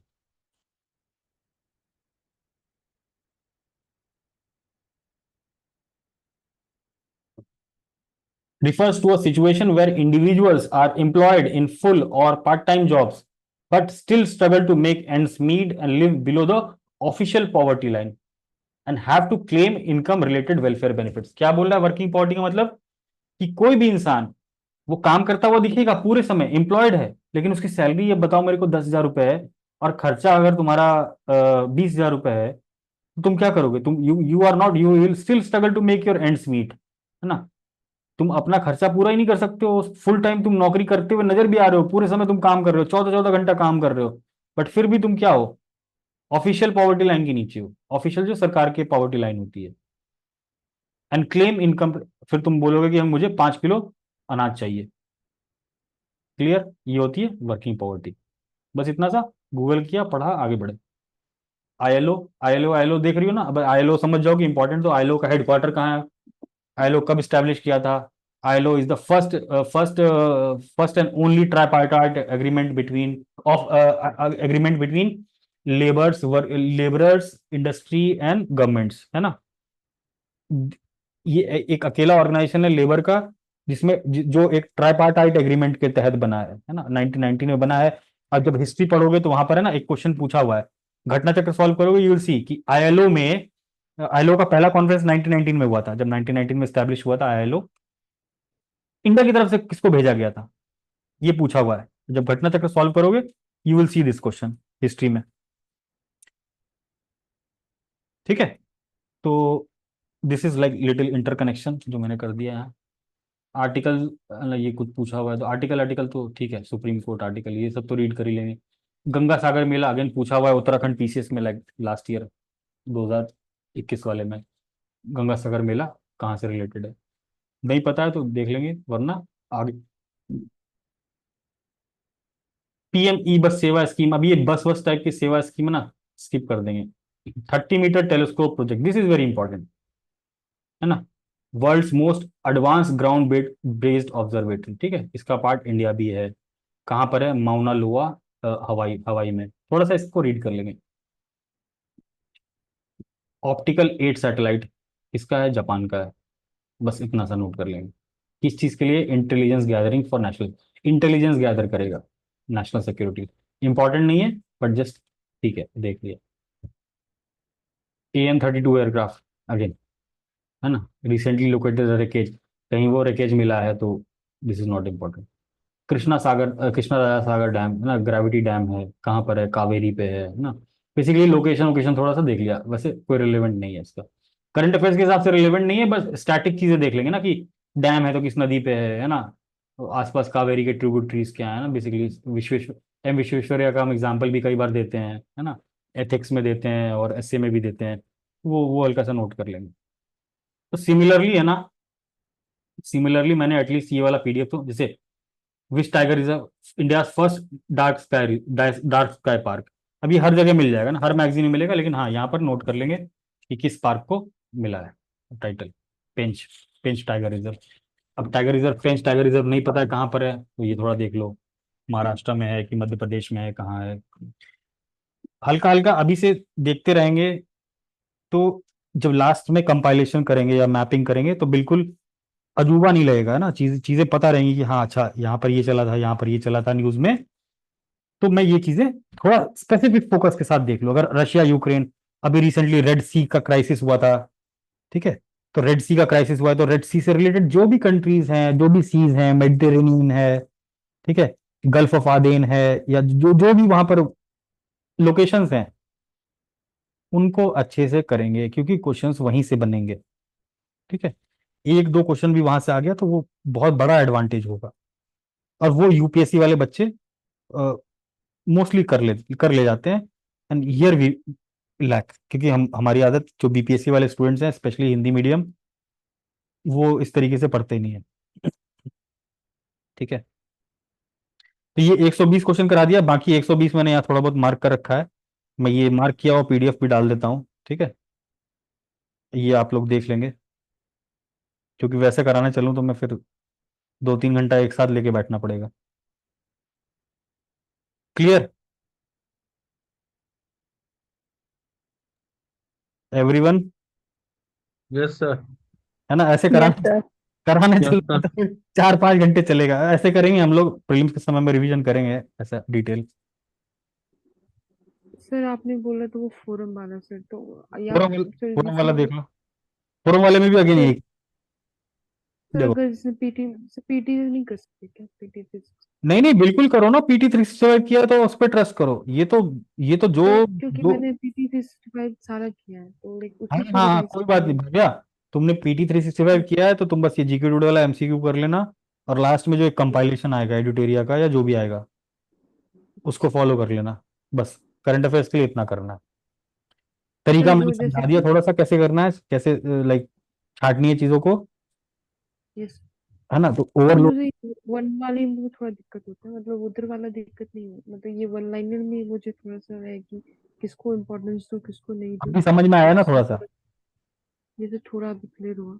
कि हाँ किसको करना है, नहीं तो मैं जैसे एडिटोरियल लेके बैठती हूँ तो मैं पूरा फिर उसको हाँ एक एक मतलब हाँ हाँ। रटने लगती हूँ। नहीं नहीं नहीं, वो काम उसमें भी नहीं करना है। अब यहाँ तो देखो, तुमको यहाँ पर है ना टाइमलाइन तो पता चल रहा है कम से कम कि तुम जनवरी का मैगजीन पढ़ रही हो। अगर सेम चीज मैं तुमको बोलूँ कि अगर ये सेम चीज वहां पर दी हुई है ना, वो जो ऑबिचुअरीज वाला जो एक सेक्शन होता है उसका, पर्सनालिटीज वाला, अब वहां दिया होगा, तुमको पता ही नहीं चलेगा कि ये जनवरी का न्यूज था, बड़ी इंपॉर्टेंट है कि नहीं। अगर अगर कोई रिसेंट में हुआ है ना, जैसे क्वीन एलिजाबेथ का क्वेश्चन पूछा था कि वो जो उनकी डेथ हुई थी, वो 2-3 महीने 4 महीने पहले पुरानी बात होगी, या उसके पहले भी मुझे वो कोई, टाइमलाइन मिस होता है उधर, है ना। तो ये तो टाइमलाइन ये समझ में आएगा कि हाँ ये प्रभा अत्रे है ना, क्लासिकल सिंगर थी। अब ठीक है, मतलब इतना भी कोई इंपॉर्टेंट नहीं है कि प्रीलिम्स से पूछ ले। अगर यहाँ, मतलब सर उनमें ये याद रखना है कि मेजर हाईलाइट चीजें क्या है जो बहुत इंपॉर्टेंट है। हाँ जैसे और से लाइक टाइम के हिसाब से, अभी जैसे से जनवरी फरवरी मार्च अप्रैल में, फिर तुमको समझ में आने लगा कि हाँ ये चीज इंपॉर्टेंट है ना, अब ये इंपॉर्टेंट हो गया। वरना वरना मैं ठीक क्या है। देख रहा हूँ, लोकेशन देख रहा हूँ, कोई बड़ी साइंस एंड टेक की चीज देख रहा हूँ, जैसे है ना। अब जैसे कोई name of the secure army mobile ecosystem recently launch by Indian army, army defence है ना, संभव है ना, समथिंग कुछ ऐसा नाम है, नाम नोट कर लेंगे। संभव आर्मी क्या है, सिक्योर आर्मी मोबाइल भारत, जो भी है ना, मोबाइल इकोसिस्टम। अब ये जो समझना है मैं यहाँ समझ लूंगी, मेरे नोट में 4 चीजें होंगी बस, है ना। मोबाइल नेटवर्क से रिलेटेड कुछ भी है ना, सिक्योरिटी रिलेटेड है, कम्युनिकेशन से रिलेटेड है, तो ये मैंने मार्क यस। करके दे दिया है। मेंटरशिप वाले ग्रुप में जो भी हैं मैं उनको ये लाइक, पहले से ग्रुप में है ये अनमार्क, मार्क किया हुआ दे दूंगा ताकि तुम लोग को थोड़ा सा आसान हो, लाइक क्या क्या छोड़ा बस है उसका like, बस है ना। उसका थोड़ा सा हाँ मुझे ये मैं अभी, आइडिया। हाँ ये मैं अभी फॉरवर्ड कर देता हूँ। बाकी और जो, बाकी से पेटी करेंगे और लाइक ये करेंगे और बाद में जो कंपाइलेशन है हाँ हाँ हाँ, like, अब जैसे देखो, ठीक।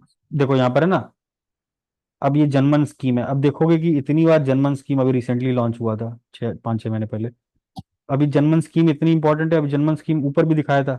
अब इसको तुम्हारा फर्ज बनता है कि तुम इसके जो बेसिक्स है ना उसको पढ़ लो एक बार अच्छे से ना, पीएम जनमन स्कीम है ना, यहाँ कुछ नहीं करना है, अभी पढ़ना पढ़ लो, नोट करना नोट कर लो, बाद में पढ़ना हो बाद में पढ़ लो एग्जाम के पहले। पीएम यशस्वी स्कीम एक और है ना, पीएम जनमन स्कीम, हमेशा पीआईबी को लाइक पीआईबी देख लिया करो एक बार, पीआईबी को रीड कर लिया करो basically. Announce in the budget speech 2023, last year के बजट में, अभी भी बजट आने वाला है, उसमें भी कुछ कुछ स्कीम्स लॉन्च होंगी, उसको भी देखना है। To improve the socio economic conditions of PVTGs, PVTGs के बारे में नहीं पता है, अगेन पीवीटीजीज है ना, लाइक यूपीएससी में भी पूछा गया है question last last year prelims में। पीवीटीजीज के बारे में नहीं पता है, पीवीटीजीज को थोड़ा सा अंदर घुस घुस के पढ़ लेंगे, बेसिक चीज यहाँ लिखा हुआ है। India has ST population, note कर लो इस फैक्ट को ना, कि 10 करोड़ के आसपास एसटी पॉपुलेशन है, out of which 75 communities located, एकदम एग्जैक्ट यही स्टेटमेंट उठा के पूछा था यूपीएससी में, कि टोटल कितने ऐसे कम्युनिटीज हैं, ऐसे कितने ट्राइबल्स हैं, 75 हैं पीवीटीजीज में, जो कितने स्टेट्स में डिस्ट्रीब्यूटेड है, 18 state and union territory of Andaman Nicobar has been categorise as PVTGs. PVTGs का कैटेगरी थोड़ा सा और डीप में अगर पढ़ोगी कोई आर्टिकल है ना, जैसे यूपीएससी टाइप का आर्टिकल, इसमें टाइप करके वहां दिख जाएगा कि कौन कौन सी कमिटीज रिलेटेड है, भूरिया कमीशन है ना, which recommended the formation of PVTG, 1970s की बात है। उसके बाद में 2000 के आसपास में नाम चेंज हुआ, उस समय पीटीजीज था, उसके बाद पीवीटीजीज हुआ, ठीक है। क्या है, सेंट्रल सेक्टर, सेंट्रल स्पॉन्सर्ड, दोनों कंपोनेंट है स्कीम। सेंट्रल सेक्टर का मतलब क्या होता है कि सेंटर पूरा पैसा दे रही है। सेंट्रली स्पॉन्सर्ड क्या होता है, मतलब स्टेट और सेंटर दोनों शेयर करते हैं। तो इसमें दोनों कंपोनेंट्स हैं, मतलब कुछ कंपोनेंट्स स्कीम के ऐसे हैं जिसमें कि पूरा पैसा सेंट्रल गवर्नमेंट देगी, कुछ कंपोनेंट ऐसे हैं जिसमें कि स्टेट गवर्नमेंट भी अपना पैसा लगाएगी, ठीक है। तो फोकस ऑन 11 क्रिटिकल इंटरवेंशन, तो 11 क्रिटिकल जगह पे काम करें, क्या पता हेल्थ पे काम करें, क्या पता एजुकेशन पे काम करें, है ना, यहाँ लिखा हुआ है पक्का हाउस ना, 11 प्रोविजंस लिखे होंगे, देखो है ना 11 है ना। अब समझ समझ जाना, अब इससे कितनी क्लैरिटी मिल जाएगी चीजों की, इसके बाहर कुछ नहीं आएगा, तुमसे कुछ भी नहीं पूछा जाएगा। पीवीटीजीज का अगर तुमको पता करना है कि बिहार में कौन कौन सी पीवीटीजीज हैं, तो पीवीटीजीज लिस्ट यहाँ गूगल कर लो, पीवीटीजी लिस्ट, है ना, इन इंडिया, काम खत्म, ठीक है। ट्राइबल अफेयर मिनिस्ट्री की है, कहीं से भी देख लो, है ना, जहां से भी देखना हो गूगल कर लो, देखो। आंध्रा, आंध्रा बिहार, देखो बिहार में क्या है, असुर बिरहोर, है ना, बिरजिया, हिलखरिया, कोरवा, माल पहाड़िया पहाड़िया, सौरिया पहाड़िया, सवरा, ये इतने सारे ट्राइबल ग्रुप्स हैं, ट्राइबल पॉपुलेशन है, इनके नाम है जो पीवीटीजीज है बिहार इंक्लूडिंग झारखंड में। ठीक है, जैसे मेंस में भी क्वेश्चन पूछा था ना इस बार लास्ट 69th में, देखना पेपर, शेड्यूल ट्राइब और शेड्यूल कास्ट का डिस्ट्रीब्यूशन ऐसा करके कुछ पूछा था, तो वहां भी हेल्प हो जाएगा। हेल्प क्या होगा, मतलब ये सब पढ़ना तो है ही है, आज पढ़ो चाहे कल पढ़ो। अब एप्लीकेशन टाइप की चीजें हैं, इसको छोड़ देंगे हम, ठीक है, एक बार तो रीड कर लेना चलो, है ना।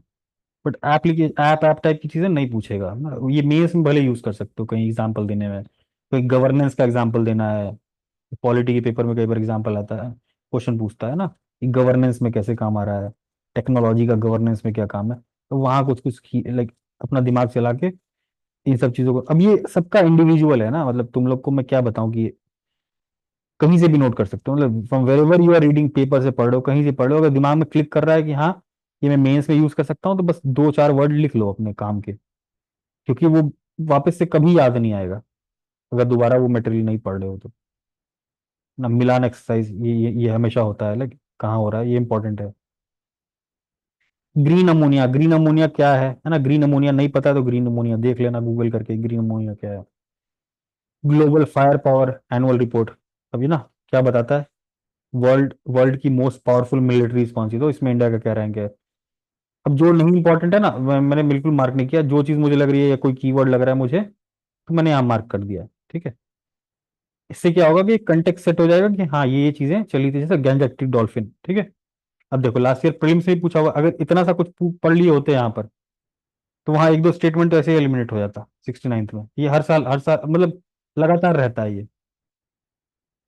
Schedule 1 of India wild life act 1972, अभी ये इन्वायरमेंट पढ़ोगे आप लोग ना, जिन्होंने पढ़ा है ऑब्वियसली उनको पता होगा, जिन्होंने अभी तक नहीं पढ़ा, जो फ्रेशर्स हैं, Indian wildlife protection act क्या है ना, these things you will get to read when you will read the environment part. Environment का कोई कंपाइलेशन पढ़ेंगे लास्ट में जहाँ ये सारी चीजें मिल जाएंगी, उसमें शेड्यूल 1 में आता है प्रोटेक्टेड है ना, एंडेंजर्ड है, मैंने ये अभी थोड़ी देर पहले बताया था शायद किसी को कि ये लायन हो गया, टाइगर है ना, एलिफेंट, ये सारे सारे क्या हैं, एंडेंजर्ड कैटेगरीज में आते हैं, जो बिग फोर कैट्स हैं, ठीक है। सिमिलरली ये पूरा 120 इधर भी है ना, 15-15 दिन का डिवाइडेड था, इसमें भी इंपॉर्टेंट, मुश्किल से 4 से 5 पन्ने का नोट्स बनेगा, 4 से 5 भी मैंने बहुत बोल दिया, 4 से 5 पन्ने का A4 शीट, उतने में पूरा महीना कवर हो जाएगा।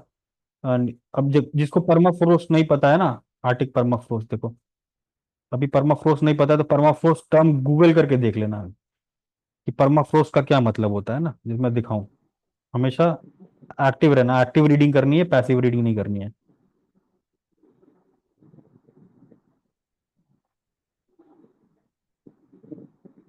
Permafrost is any ground that remains completely frozen, है ना, फॉर एटलीस्ट 2 years स्ट्रेट, 2 साल तक कोई चीज जमी हो बर्फ की तरह, है ना, कोई भी जमीन जमी हो।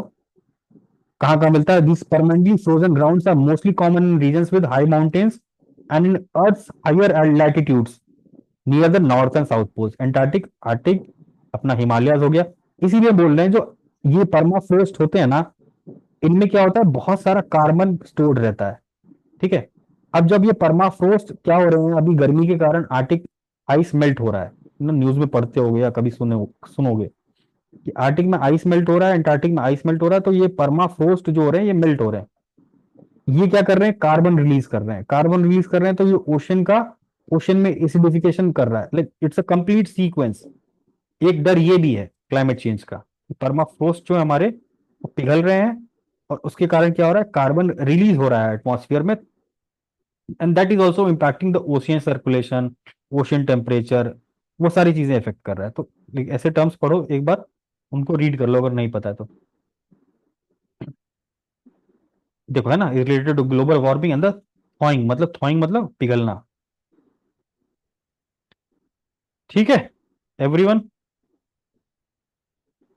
Yes yes sir. Yes, ठीक sir. है, एक एक करके हाँ डाउट पूछ लो जिसको जो पूछना है।